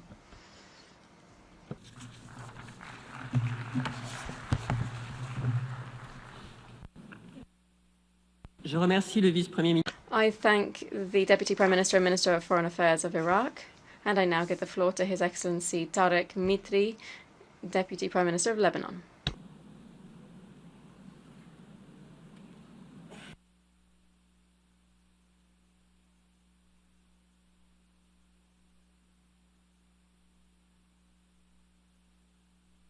سيدي الرئيس أشكر الجمهورية. Mr. President, I thank the friendly French Republic and the brotherly Kingdom of Saudi Arabia for calling for this high-level international conference for the peaceful settlement of the question of Palestine and the implementation of the two-state solution in support of the Palestinian people and in affirmation of their legitimate national rights and the establishment of their independent state as a path for just and comprehensive peace. Mr. President, since the Nakba, Palestine has been suffering tragedies year after year and month after month. Occupation, uprooting, displacement, and exile. These crimes are multiplying before our own eyes in Gaza. The occupier persists in siege, killing, starvation, and ethnic cleansing. It rides roughshod over international law and international humanitarian law.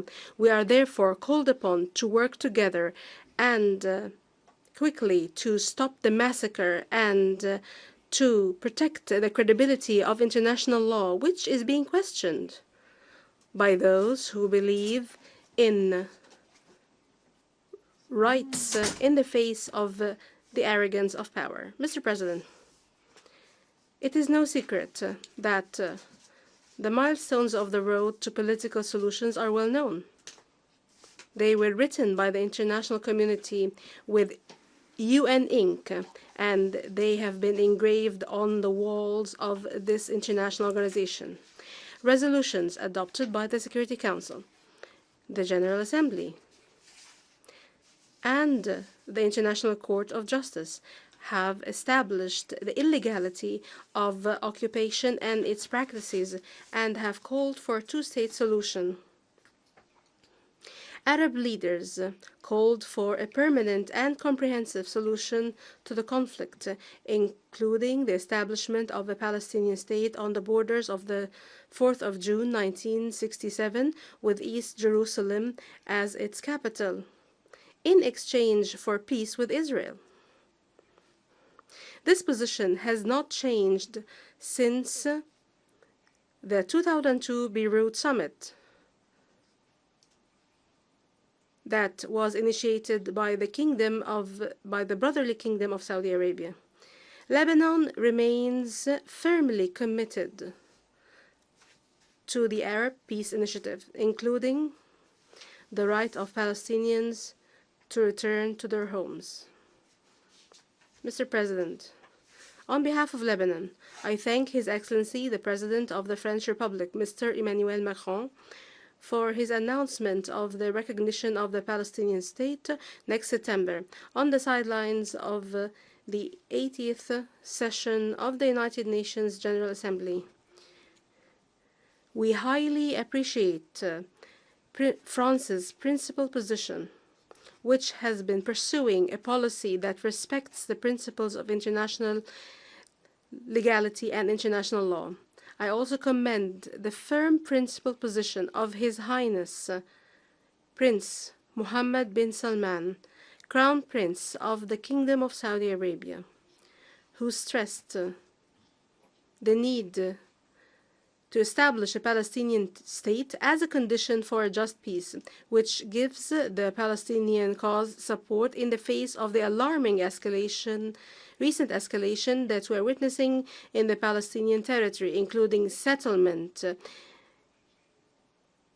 legalizing settlement, killing, displacement, and systematic destruction of educational, social, and relief institutions, foremost of which is UNRWA. These crimes have sparked widespread anger across the world and great popular solidarity with the right of the Palestinian people to live in dignity on their land, which was evident in the positions of the states participating in this conference and has accelerated the recognition of a number of them of the State of Palestine. I mentioned Spain, Ireland, Norway, and Slovenia, which have not hesitated to speak clearly and loudly against force in support of rights.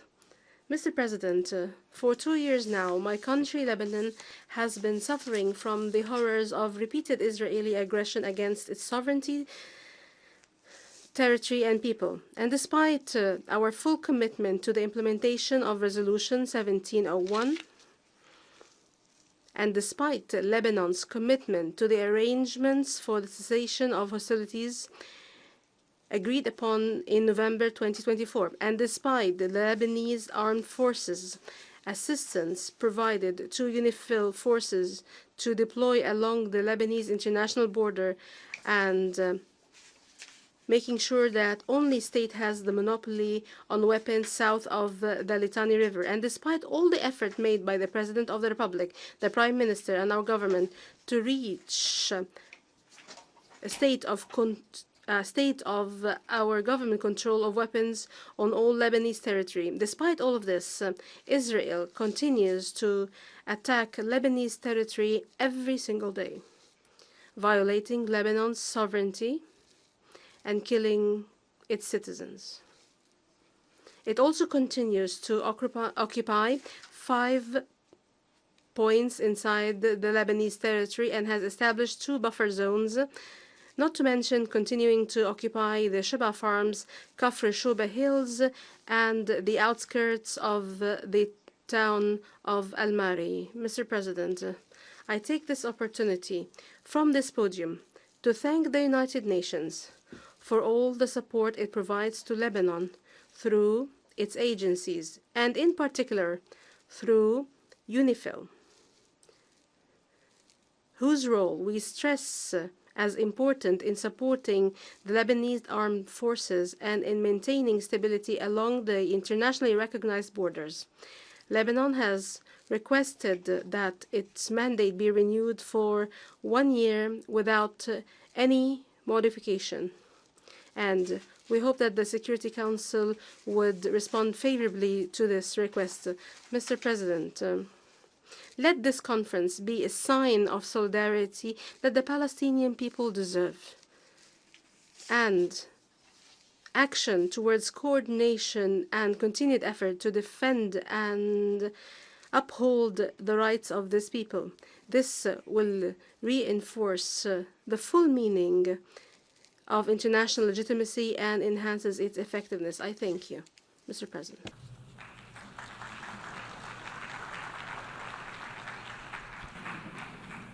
Je remercie le vice-président. I thank the Deputy Prime Minister of Lebanon for his statement. I now give the floor to Her Excellency Anita Anand, Minister for Foreign Affairs of Canada.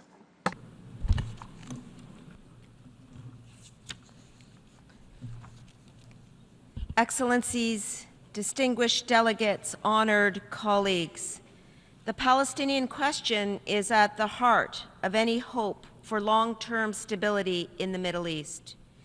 Despite the complexity of the situation, our collective presence here today reflects strong international support for a negotiated solution, one that ensures Palestinian self-determination and Israeli security, and one that charts a path toward lasting regional peace and prosperity.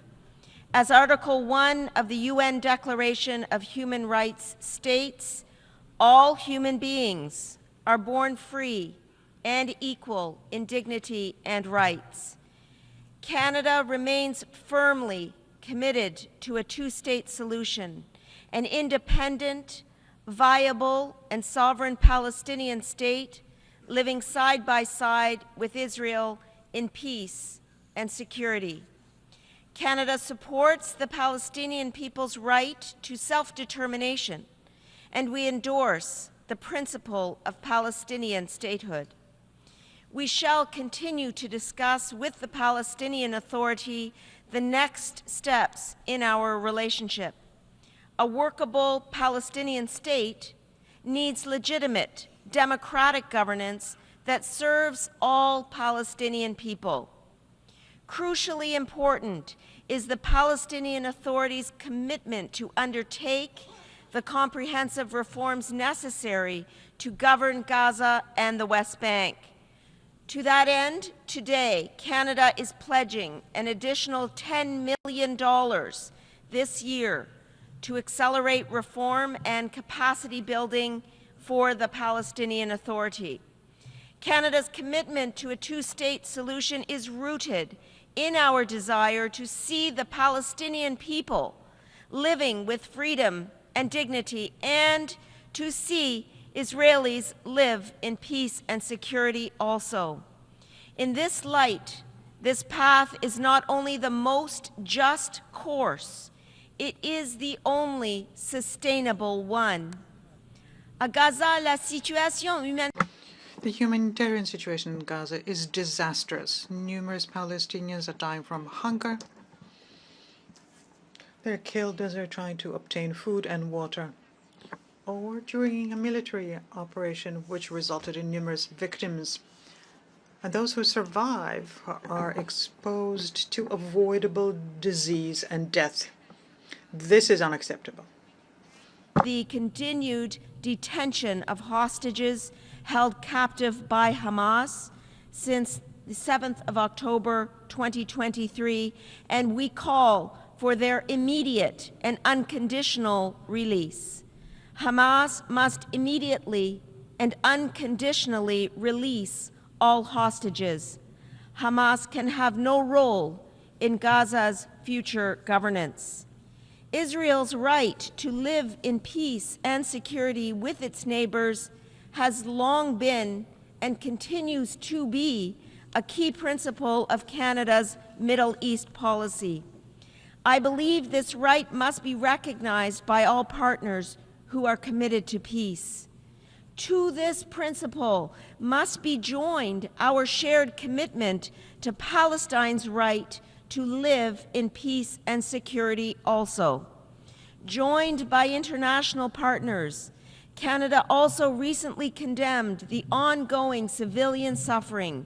We condemn the inhumane killing of civilians, including children.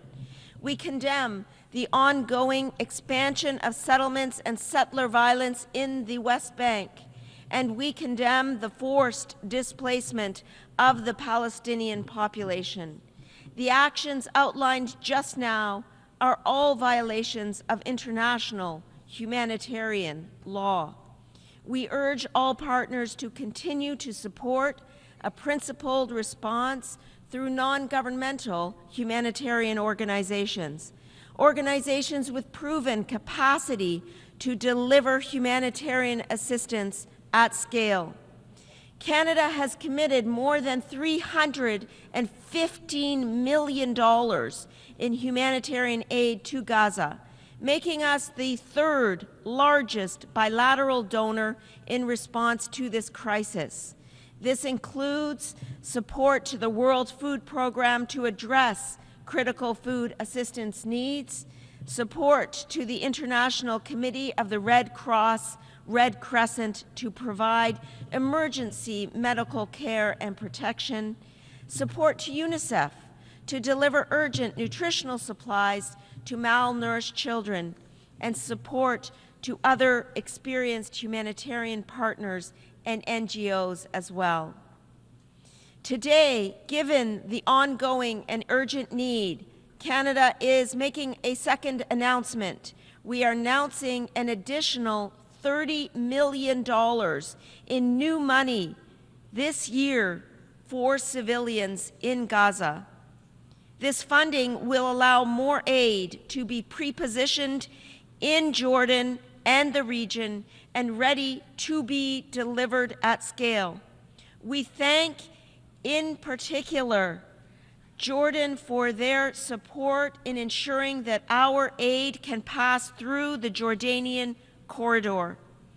Aujourd'hui, compte tenu des Today, given the continued needs, we announced $30 million in additional money for the Palestinians in Gaza. This is for the purpose of pre-positioning assistance in the region so as that can be supplied at a scale as soon as the logistics allow.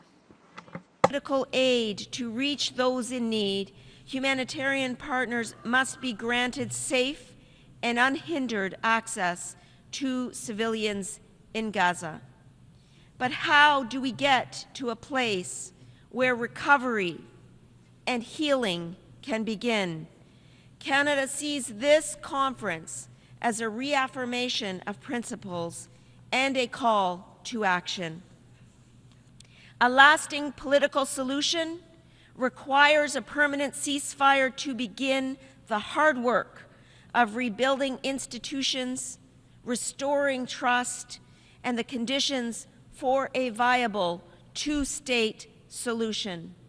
In this regard, Canada commends the effort of Qatar, Egypt, and the United States in looking to secure a ceasefire. No durable solution can emerge without all parties at the table. The Government of Canada will be present with humanitarian aid, and we will play a leading role in building bridges to more aid for Gaza with our international partners. Merci beaucoup. Thank you so much.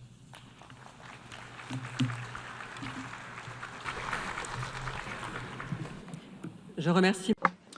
I thank Madam Minister of Foreign Affairs of Canada for her statement. I now give the floor to Her Excellency Dubravka Suisha, European Commissioner for the Mediterranean of the European Union.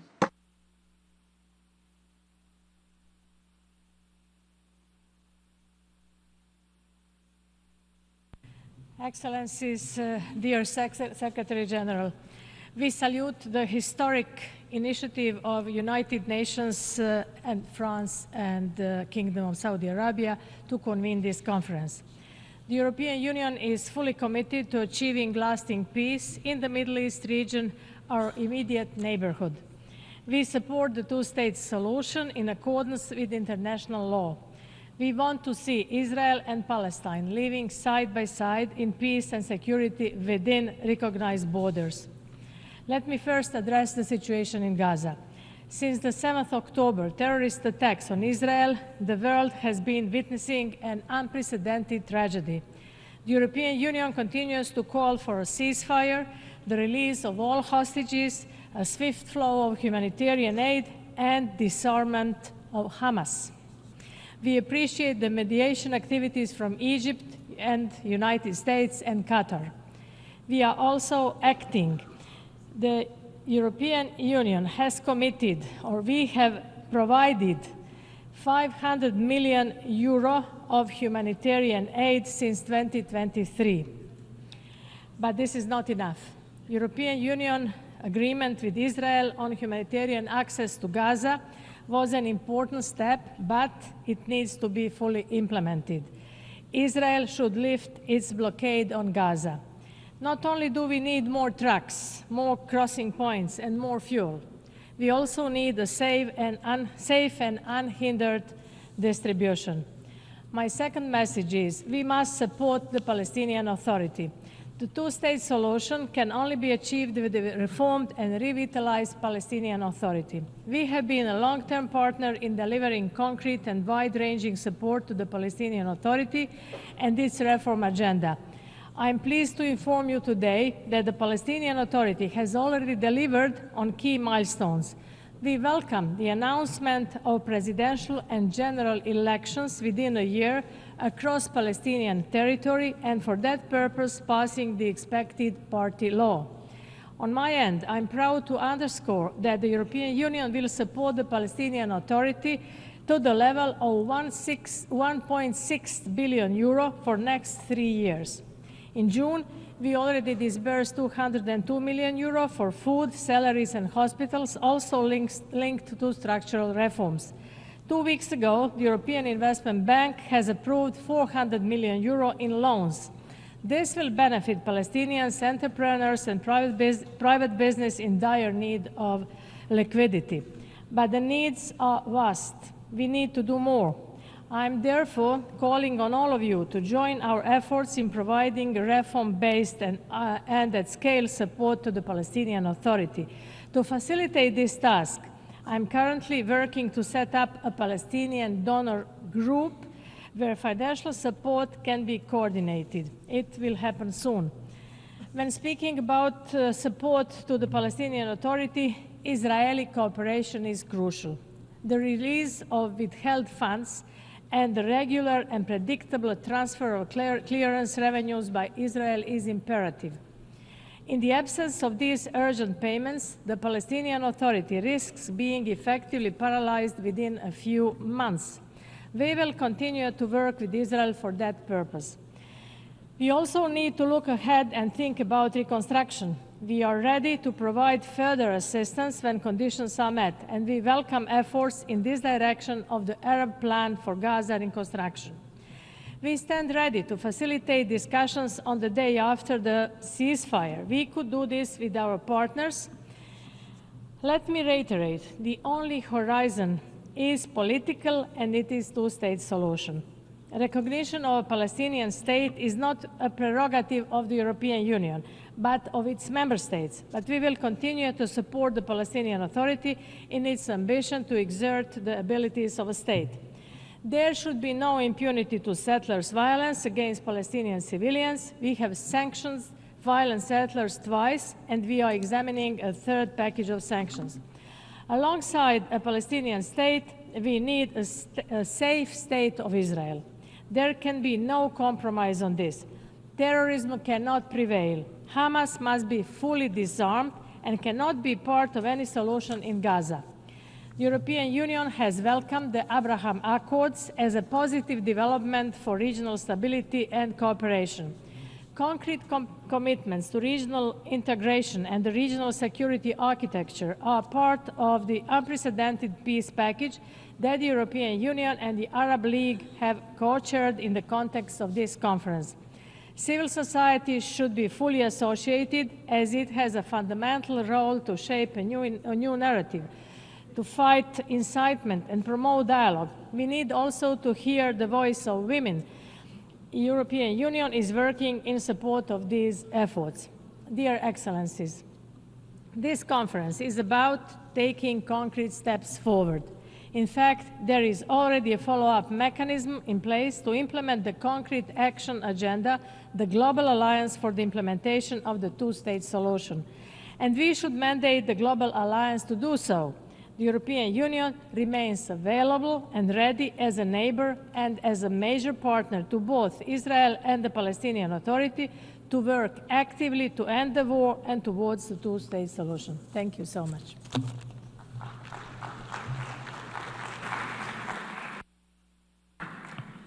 Je remercie la commissaire. I thank the European Commissioner for the Mediterranean for a statement. I now give the floor to His Excellency Mauro Luis Vieira, Minister for Foreign Affairs of Brazil.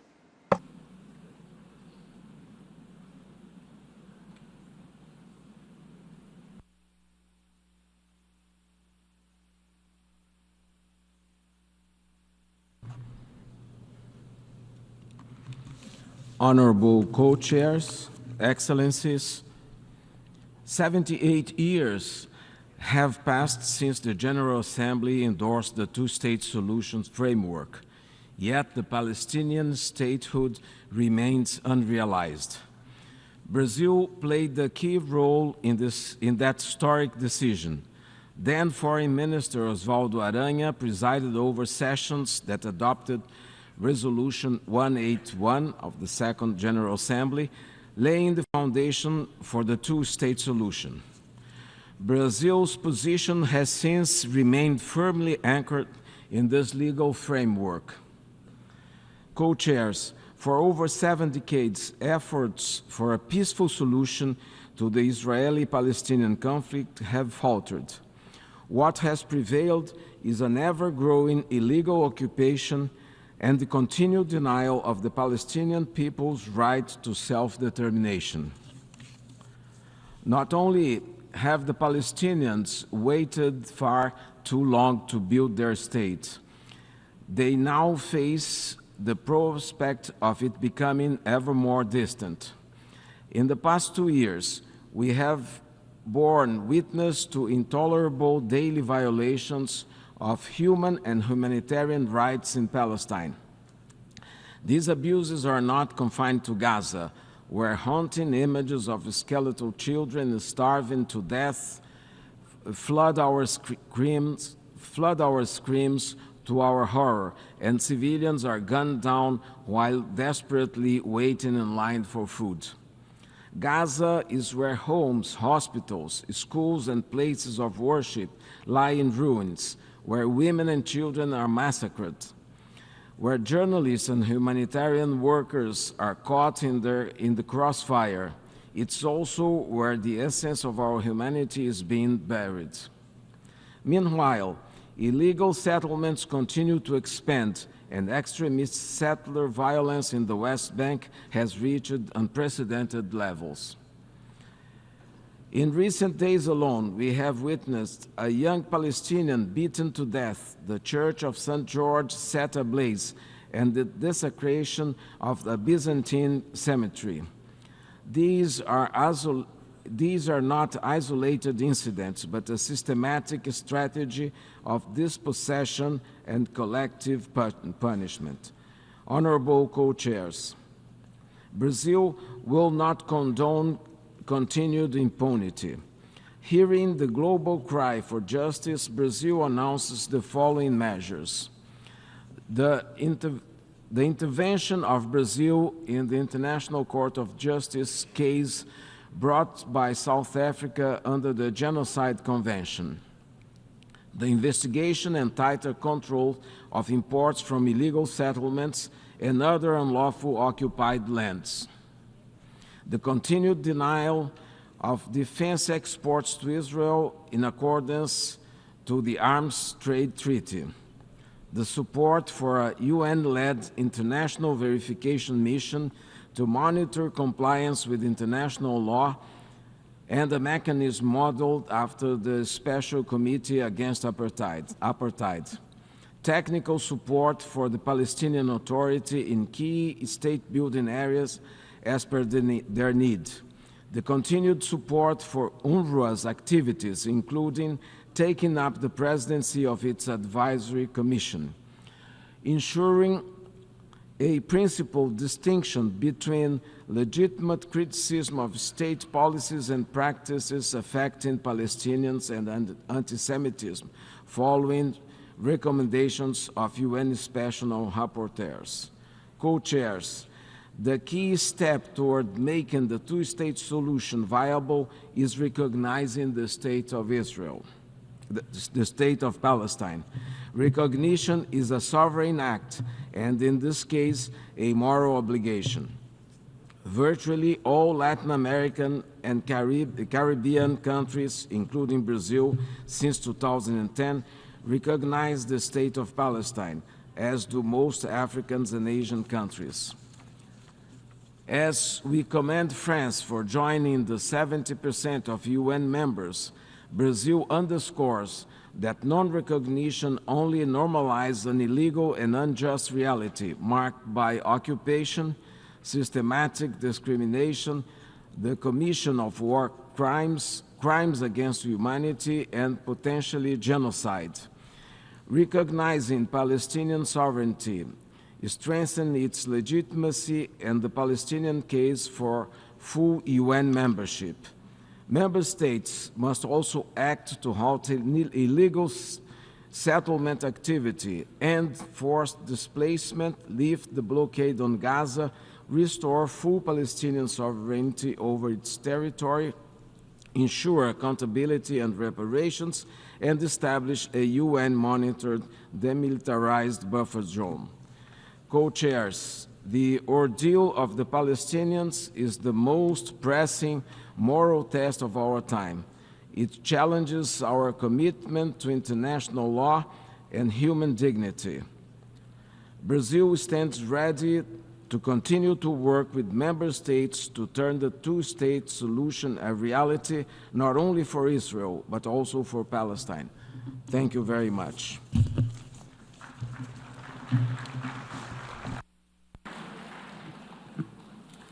Je remercie. I thank the Minister of Foreign Affairs of Brazil for his statement. I'll now give the floor to His Excellency Badr Ahmed Mohammed Abdelati, Minister for Foreign Affairs, Immigration, and Egyptian expatriates of Egypt.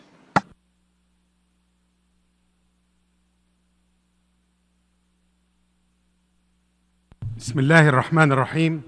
In the name of God, most compassionate, most merciful, Your Highness Prince Faisal bin Farhan, Minister of Foreign Affairs of the Kingdom of Saudi Arabia, Your Excellency Jean-Noël Barrot, the Minister of Foreign Affairs of the French Republic, Your Excellencies, distinguished ladies and gentlemen.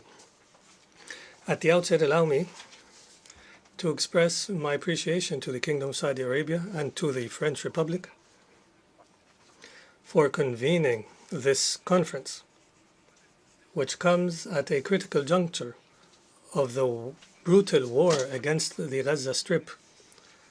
This war has exceeded the limits of all imagination and human conscience, and it has targeted more than 2.5 million Palestinians in Gaza through blockade, killing, displacement, and starvation. It is an unprecedented humanitarian disaster in our recent times. This catastrophe is inflicted on a daily basis against our brothers and sisters in Gaza and in the West Bank as they wait in line, waiting for a morsel of bread or waiting for humanitarian assistance that barely fulfills a minimal need. The children who are being killed on a daily basis represent a turning point and damning evidence against what used to be known as the rules of justice and equity in a world that no longer knows other than the language of force, a world that applies a double standard, but in fact 100 standards. The world is silent out of fear or interests. The death distribution mechanism adopted by the occupying power to satiate the hungry has become an embodiment of the futility of international efforts in this dark phase of human history. I believe that this conference today is not only for sake of coordinating international positions to address the humanitarian crisis in the occupied Palestinian territory, including Gaza, the West Bank, and East Jerusalem, but in fact, it goes beyond that to achieve two main things. One, the collective efforts to address the root causes of this crisis through revival of the two-state solution as the only means to end the conflict and to establish regional security. The second is that entrenching this illegal occupation that deprives people of their land and that imposes a new demography and will only lead to more killing, destruction, hatred in the region and in the world. Your Excellencies, in these dark circumstances, I can only stress the need to reach a permanent ceasefire, to pave the way to discuss post-war arrangements. Most important among these arrangements is the fulfillment of the international community of its moral duty to rebuild the Gaza Strip as per the Arab Islamic plan for early recovery and reconstruction. Egypt intends to implement this plan through convening very soon a regional conference on reconstruction as soon as a ceasefire in Gaza is achieved. In addition, it is important to support the Palestinian Authority so that it can perform its role in the Gaza Strip and in the West Bank. This will be the seed for de-escalation in our regional environment and will pave the way for a negotiation process. The Israeli aggression, the brutal aggression, has proven two facts. The first is that a security approach to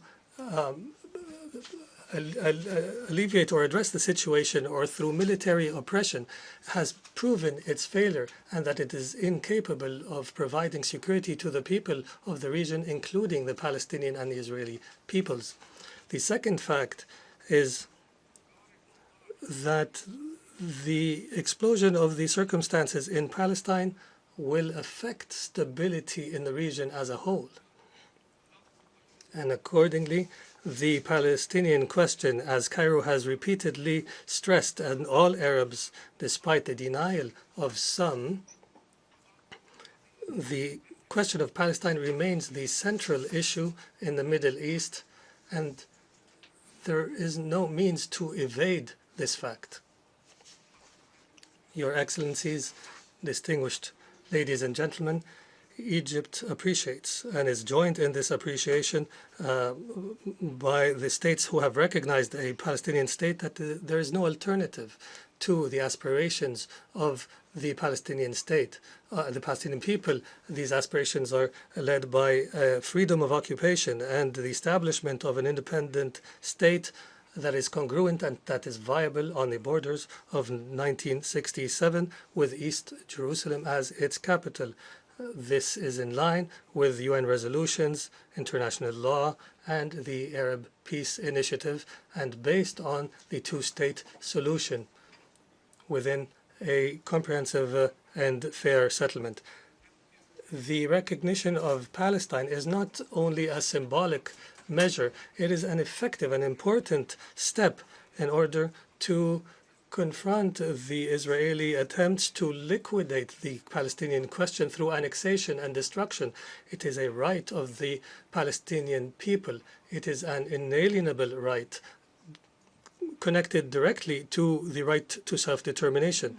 In this context, allow me to applaud the states that have recognized the state of Palestine and who are taking the right side of history.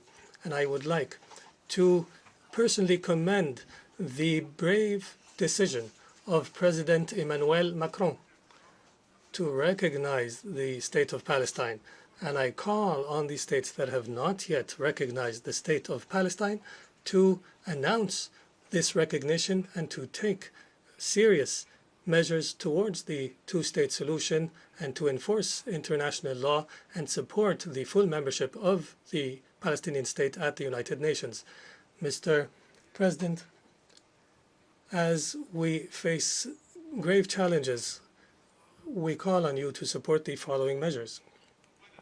First, supporting the efforts to end the aggression against Gaza and to reach a deal for a ceasefire and an exchange of hostages and prisoners and unhindered humanitarian access. Second, enabling the United Nations and the UNRWA agency to operate in Gaza.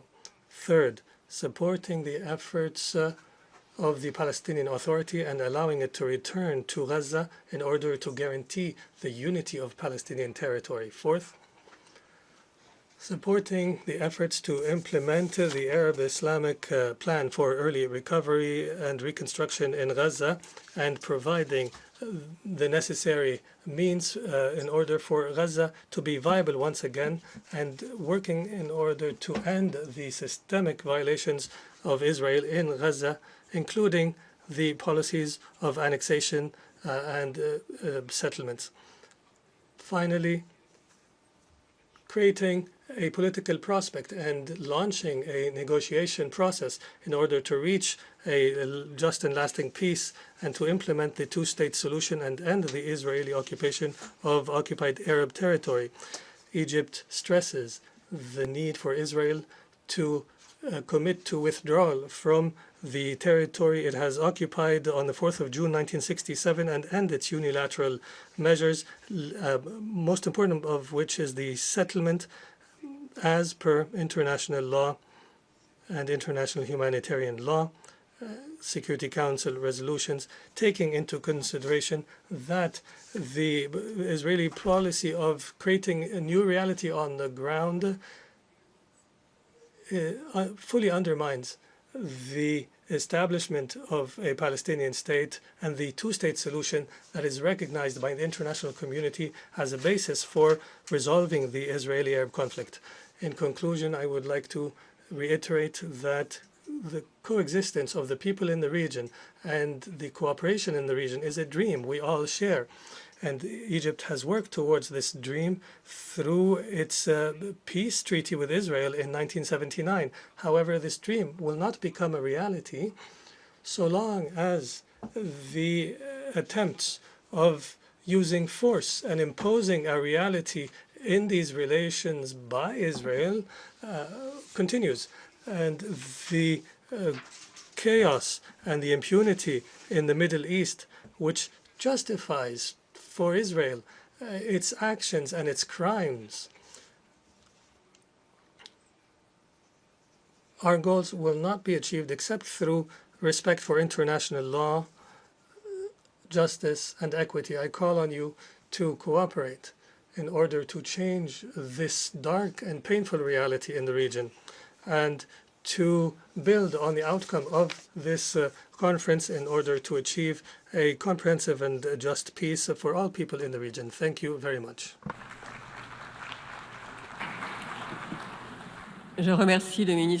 I thank the Minister for Foreign Affairs, Immigration and Egyptian Expatriates of Egypt, and I now give the floor to His Excellency Mr. José Manuel Álvarez Bueno, Minister for Foreign Affairs, European Union and Cooperation of Spain.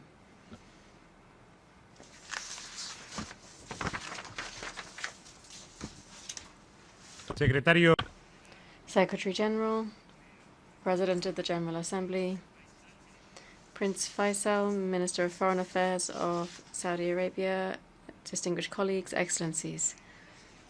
Palestine is an open wound for humanity, a wound inflicted by decades of suffering. The first United Nations peace mission in 1948 was specifically in Palestine. 77 years have passed since then, and today we find ourselves mired in the longest and bloodiest phase of this conflict. More than 60,000 Palestinians have lost their lives. Homes, schools, and hospitals have been reduced to rubble. Millions of Gazans have been forced into constant displacement, losing with every move the little that they manage to salvage.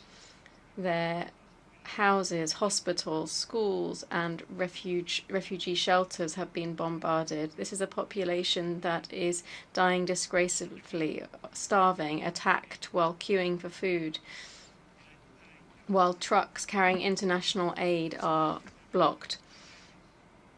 There are illegal settlements that are continuing to expand across the West Bank, and also Israeli victims, 1,200 killed and 250 taken hostage by Hamas terrorism. We must always remember all of these victims. We must understand that pain doesn't distinguish between creed, ideology, or border. We don't defend sides. We defend innocent lives. We should understand that preserving peace, life, and humanity is the principle that gives meaning to this organization, and the goal that should guide our decisions. Today, once again, I reaffirm Spain's unwavering commitment to the United Nations, to multilateralism, and to respect for international law. The values and institutions represented by this organization are the only bulwark against arbitrariness, imposition, and violence. And it is steadfast in this belief, and with all of the victims in our thoughts, that today we have to talk about hope.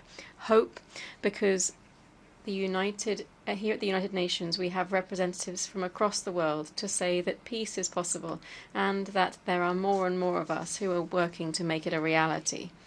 It's impossible to look away now. It is no longer acceptable to hide behind silence, which always works against the victims.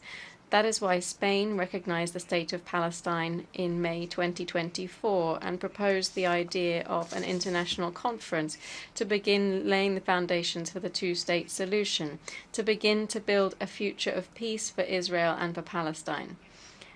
Today, I'd like to call on those countries that have not yet done so to join the two-state solution and to recognize the State of Palestine.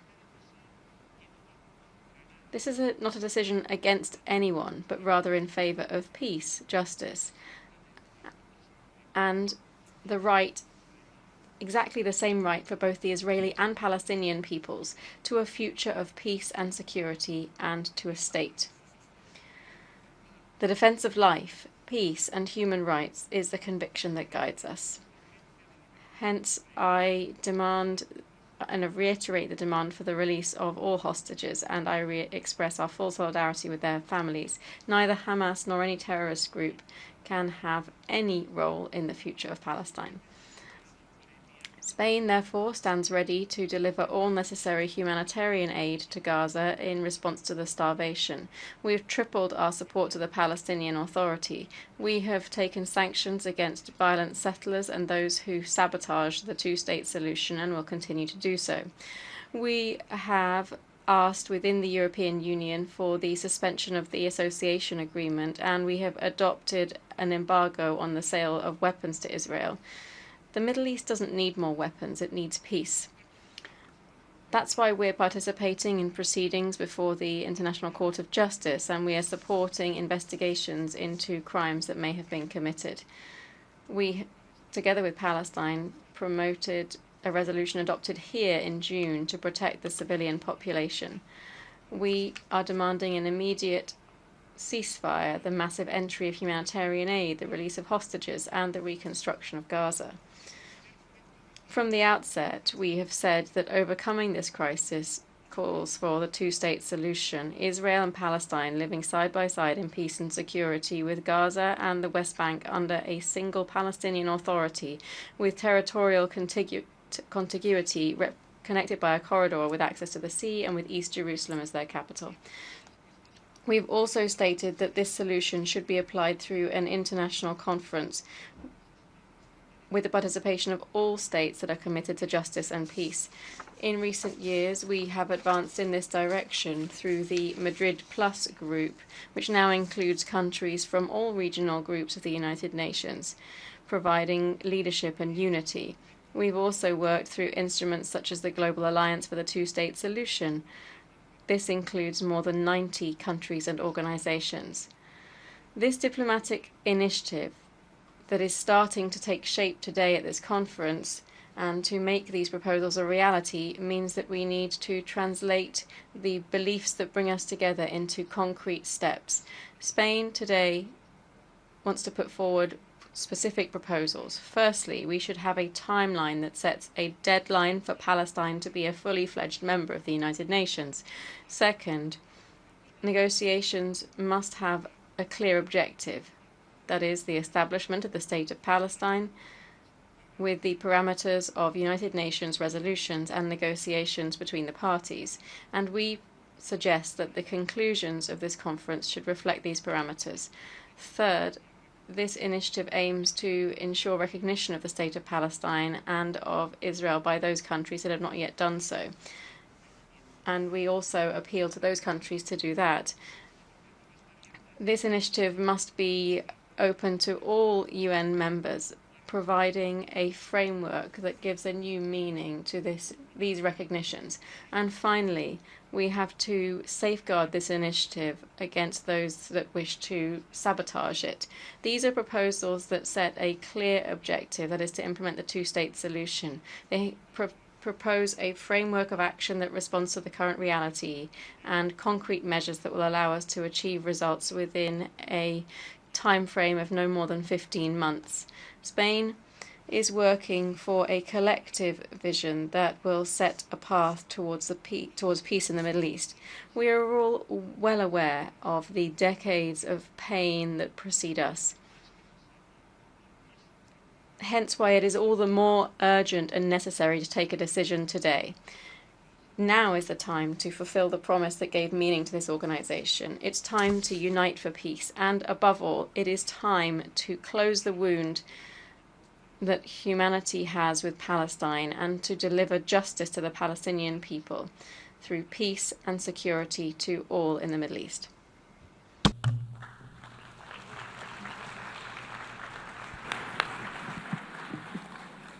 Je remercie le ministre des Affaires. I thank the Minister for Foreign Affairs, European Union and Cooperation of Spain, and I now give the floor to His Excellency Mr. Espen Barth Eide, Minister for Foreign Affairs of Norway. Excellencies, ladies and gentlemen, let me first thank our co-chairs, His Highness Prince Faisal Al Farhan and His Excellency Foreign Minister Jean-Noël Barrot of Kingdom of Saudi Arabia and France for bringing us together. And let me thank you in particular, Prince Faisal, for the very close cooperation that we have established, Kingdom of Saudi Arabia and Norway, together with the European Union in establishing the global coalition for implementing the two-state solution. And let me also commend the bold move by President Macron in announcing his upcoming recognition of Palestine. Ladies and gentlemen, the carnage must stop. The situation in Gaza is dystopic, it is horrific, it is unbearable, and it's unacceptable. It is frankly a disgrace to humanity. The fact that children, women, and men are dying from bombs, from bullets, from burns, from starvation, from disease cannot continue. This war must end. Humanitarian support must come in. Hostages must be released. We have to get out of this total, horrific, man-made catastrophe immediately. We need to end the war. But even ending the war in Gaza is not enough, because we are gathered here to look beyond that, look beyond the immediate. We also need to end the conflict. The conflict is decades old. It has been with us since the very young United Nations was deciding on how to divide the British Mandate territory of Palestine into what was supposed to be a Jewish state of Israel and a state also for the Palestinian people. One of the states is there. We recognized Israel in 1949, and we were happy that Israel was established as the expression of the long dream of establishing a Jewish homeland. But the other state never came around. Working for ending the conflict is also about fulfilling this promise, which was never completed, never fulfilled, which is an integral part of the history of the world and the history of our United Nations. It's an obligation that we share, and it's an obligation on which we now have to deliver. As the Secretary General very well said, it's about the right to self-determination, which applies also to the Palestinian people, as it does to other peoples of the planet. And as the highest court in the world, the UN Court, International Court of Justice, has very clearly established, Israel's occupation is illegal. It has to come to an end. And the recent decision in the Israeli Knesset of annexing a part of the occupied territory is hence a blatant violation of international law. International law and rules only are rules if they apply to all people all of the time. If they only apply to some people some of the time, it is rather a menu from which we choose our arguments to punish our adversaries, but they are not rules. And a very integral part of Norway's approach to this and to so many other conflicts is that international law, international human rights law, international humanitarian law apply to all people in all circumstances all the time. Otherwise, we do not have a world community of principles. And these principles are frankly being made a mockery of in what's happening in Gaza at this time. We also have an obligation to prevent genocide. And while the International Court of Justice has not expressed a final conclusion in the genocide case, it has advised Israel very clearly, according to Article 2 of the Convention to Prevent Genocide, that it has obligations for avoiding anything that could lead in that direction, but also the rest of us, all of the states, that we are in no way contributing to anything that could lead to such an outcome. We take that seriously. Norway has no arms sales to Israel. We have targeted sanctions that we have established with like-minded countries on specific ministers in the Israeli government. We are moving from a strong warning to outlawing trade with settler activity on the occupied territories, and we're also working with colleagues to take other measures to underline these principles. We also work very intensively on the issue of humanitarian delivery. The current model simply does not work. It is both a violation of key humanitarian principles of separation between military and political targets and the delivery of aid, and on top of that, it frankly does not work. Ladies and gentlemen, I come from Norway, I come from Oslo, and Oslo is also associated with the Oslo Accords. There were many good things about the Oslo Accords of 1993, which, by the way, followed from the Madrid conference in 1991, at a time of hope, a time of opportunity in the international community. The idea was to build the Palestinian state bottom up, to try to establish institutions, build the apparatus of a state as we were solving the outstanding issues, and then eventually come to the place where we could actually establish and recognize a Palestinian state. And all these years, we were aiming for recognition, but as the outcome of a process rather than a contribution to a process. There was one flaw, and I say that as somebody who comes from Oslo and hence have been involved in all this for many years. One big flaw, but that's a serious flaw. There was no sanction or no consequences for non-action. So we basically installed a system in which that party that at any given time wanted to see least change, least progress or no change, to simply by not turning up to the meeting, by not engaging in the process, to stall it. This was a major flaw. And when we, together with Spain and Slovenia and Ireland, decided to recognize Palestine as a state in May last year, it was the conclusion of a long reflection on the fact that there was actually no process to wait for. There was no real talks that could lead to an agreed settlement. We need to change the paradigm. I'm very happy we did that, and I very much appreciate that more countries are following. And frankly, it does not feel very lonely.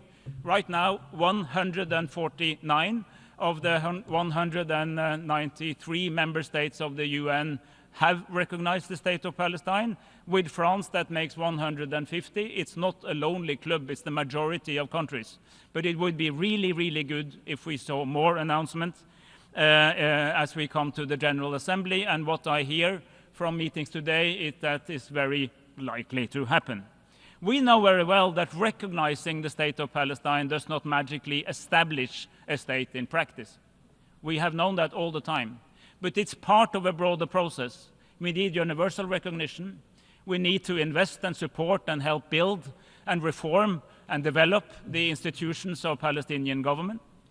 and Palestinian governance, and we work very concretely on that, including in the working group of the economy of Palestine that we have been co-chairing in this conference together with Japan.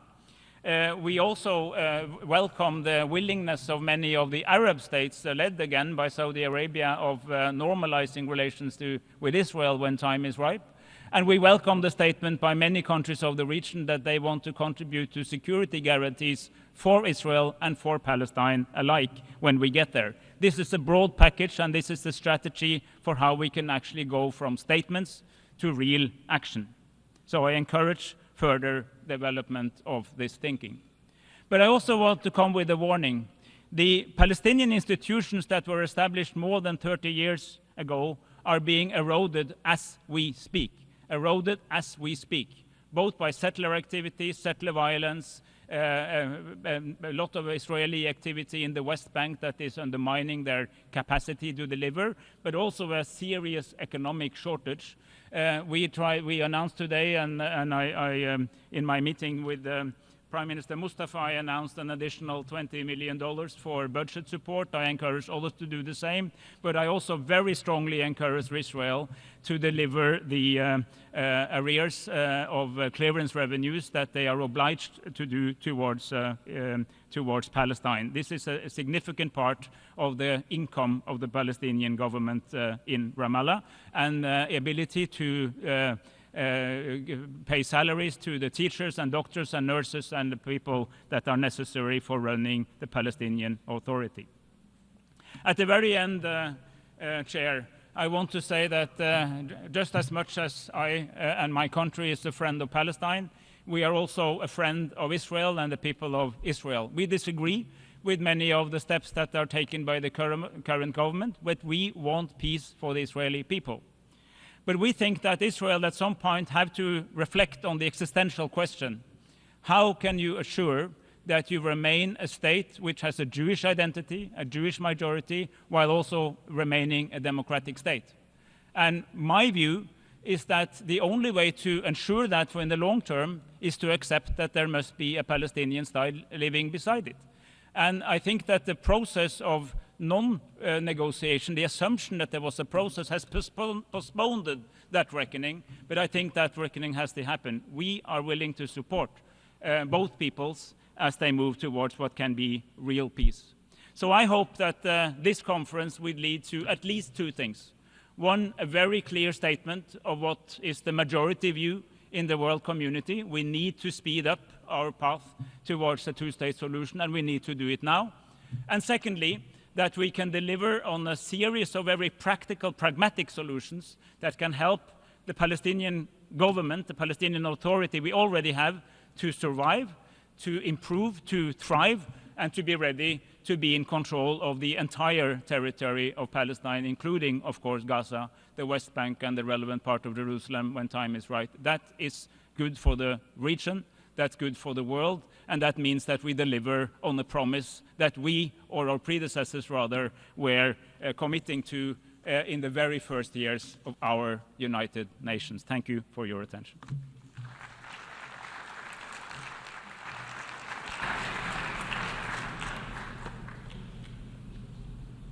I thank the Foreign Minister of Norway for his intervention. And now I welcome His Excellency Yassine Fall, the Foreign Minister of Senegal.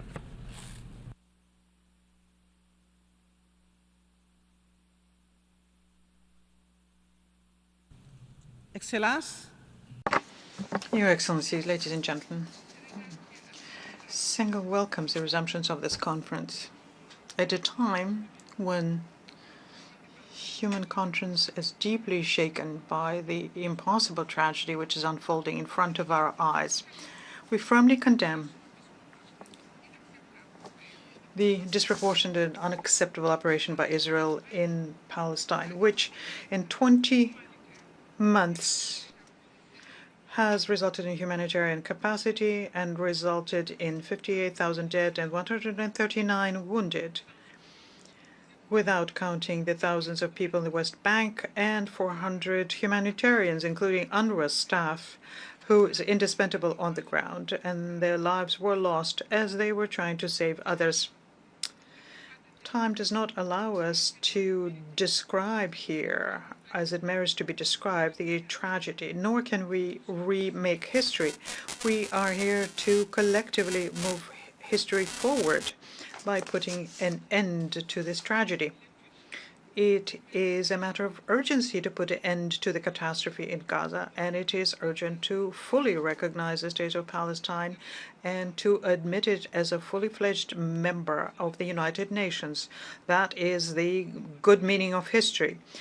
The Palestinian people can no longer wait. The occupation has to end, and the suffering of the civilians has to come to an end. The promise of having two states has to become a reality. And in order for it to become a reality, standing idly by is not an option, and the status quo is not an unavoidable option. Excellencies, ladies and gentlemen, the two-state solution is not just a political stance, it's a deep expression of justice and humanity. And that is why Senegal welcomes the structure of this conference, which through its 8 roundtables is being very pragmatic in tackling the essential pillars of the issue. Without them, no lasting peace is possible. As a basis for any lasting solution, there is international law, and Senegal and Brazil has re-expressed their commitment to it as co-chairs of the working group on this matter. Your Excellencies, ladies and gentlemen, the Declaration of New York and the follow-up process afterwards need to end up with providing us with a clear roadmap with specific steps and the effective monitoring and accountability mechanism accompanying it. Its level of ambition will be judged according to how deep the engagements under it are, based on the right and the deadlines. It is essential to make sure that our message is clear. And it is also a way of making sure that we change course and base it on political courage. And as a follow-up to this message, my country, Senegal, welcomed on the 9th July this year a conference on the issue of Jerusalem under the auspices of the Committee on the Exercise of the Inalienable Rights of the Palestinian People, together with the Organization of Islamic Cooperation. And this meeting shed light on the need to have collective action so as to safeguard the status of Jerusalem as well as the rights of the Palestinian people's rights to self-determination and return. And the international community has to continue in this vein even more to ensure the equal sovereignty of the Palestinians and Israelis and the equal dignity of the two peoples. On behalf of His Excellency De Harfai, President of the Republic of Senegal, I would like to reaffirm very strongly the commitment of Senegal for the implementation of the two-state solutions, two states living side by side in peace and security and in mutual recognition. My country is ready to contribute towards this revitalized process side by side with all nations striving for peace. I thank you.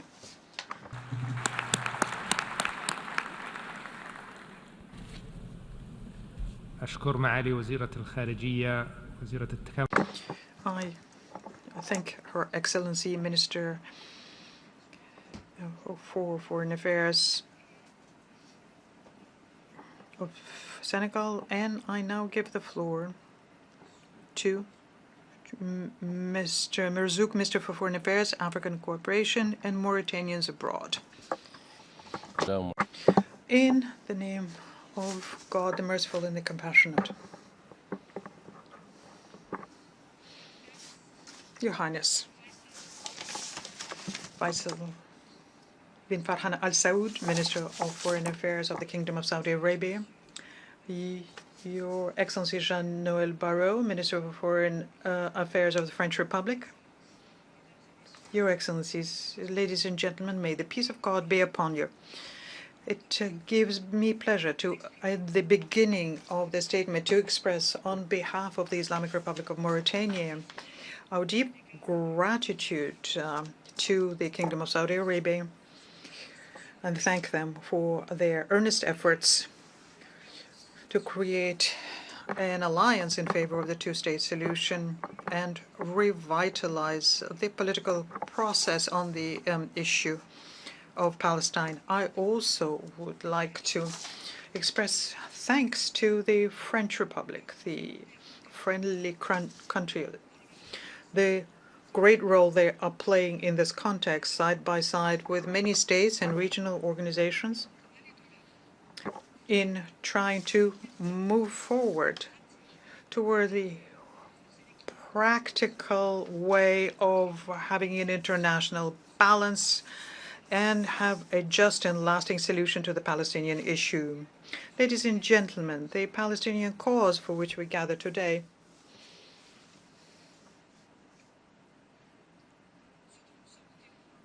and what we witness in Gaza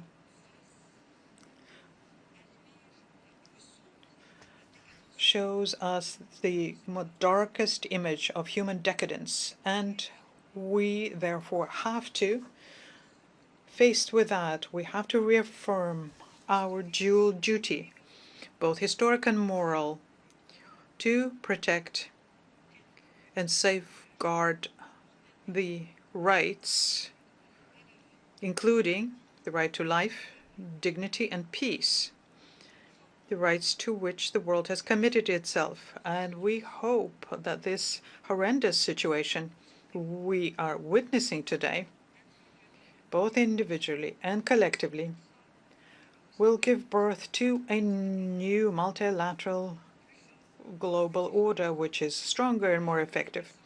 And this is the very essence of our message and the goal we strive to achieve. Our meeting today reflects a growing awareness of the need to move from the expressions of principles and political commitment to practical and effective action that can put an end to the ongoing humanitarian tragedy unfolding in Gaza and in all of the occupied Palestinian territories. The current situation can no longer withstand delay. It requires the international community to fully shoulder its responsibilities and to do it through concrete measures that preserve what remains of human dignity and restores hope to a people worn out by suffering, dispersed by the war and destruction machine. This, in fact, amongst many of us at the international community, there is a conviction that political inaction is no longer an option, and delaying tactics only worsen crises, and that we must work together to draw up a roadmap that could be actionable based on international parameters, on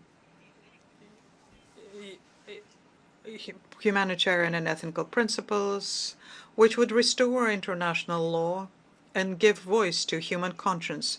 This is vision that we would like to embody through this coalition that brings us together today. Your Excellencies, ladies and gentlemen, my country has constantly affirmed in all forums its unwavering commitment to a just and lasting solution to the Palestinian question, leading to the establishment of an independent Palestinian state with East Jerusalem as its capital, based on the June 4th, 1967 borders, as provided for by international law and relevant United Nations resolutions. This position has been repeatedly and unequivocally confirmed by His Excellency Presidents Mohammed Sheikh El Ghazwani, and it is our stance that we share with all those who defend just humanitarian causes. It is the foundation of our alliance and coalition.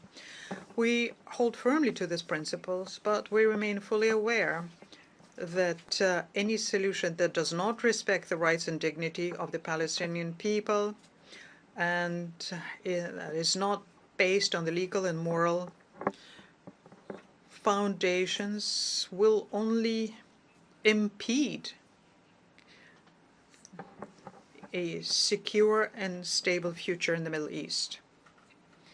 And therefore, we hope that this meeting will become a turning point which will embody a strong collective determination which will lead to a very firm and actionable roadmap supported by an effective mechanism for follow-up and coordination within our alliance. This will help us to speak with a unified voice internationally, strengthen international action for the two-state solution as the only viable path to achieving just peace in the Middle East and recognizing Palestine as a sovereign and a full member of the United Nations. I thank you. أشكر معالي وزير الشؤون الخارجية والتعاون الأفريقي والمرتبط. I thank His Excellency, the Minister of Foreign Affairs and Cooperation of Mauritania. We have listened to the last speaker this morning. I would like to thank the interpreters for their efforts and for having stayed with us after 6 p.m. I also thank the Secretariat. Our debate will continue tomorrow morning at 10 a.m. in this hall. The meeting is adjourned.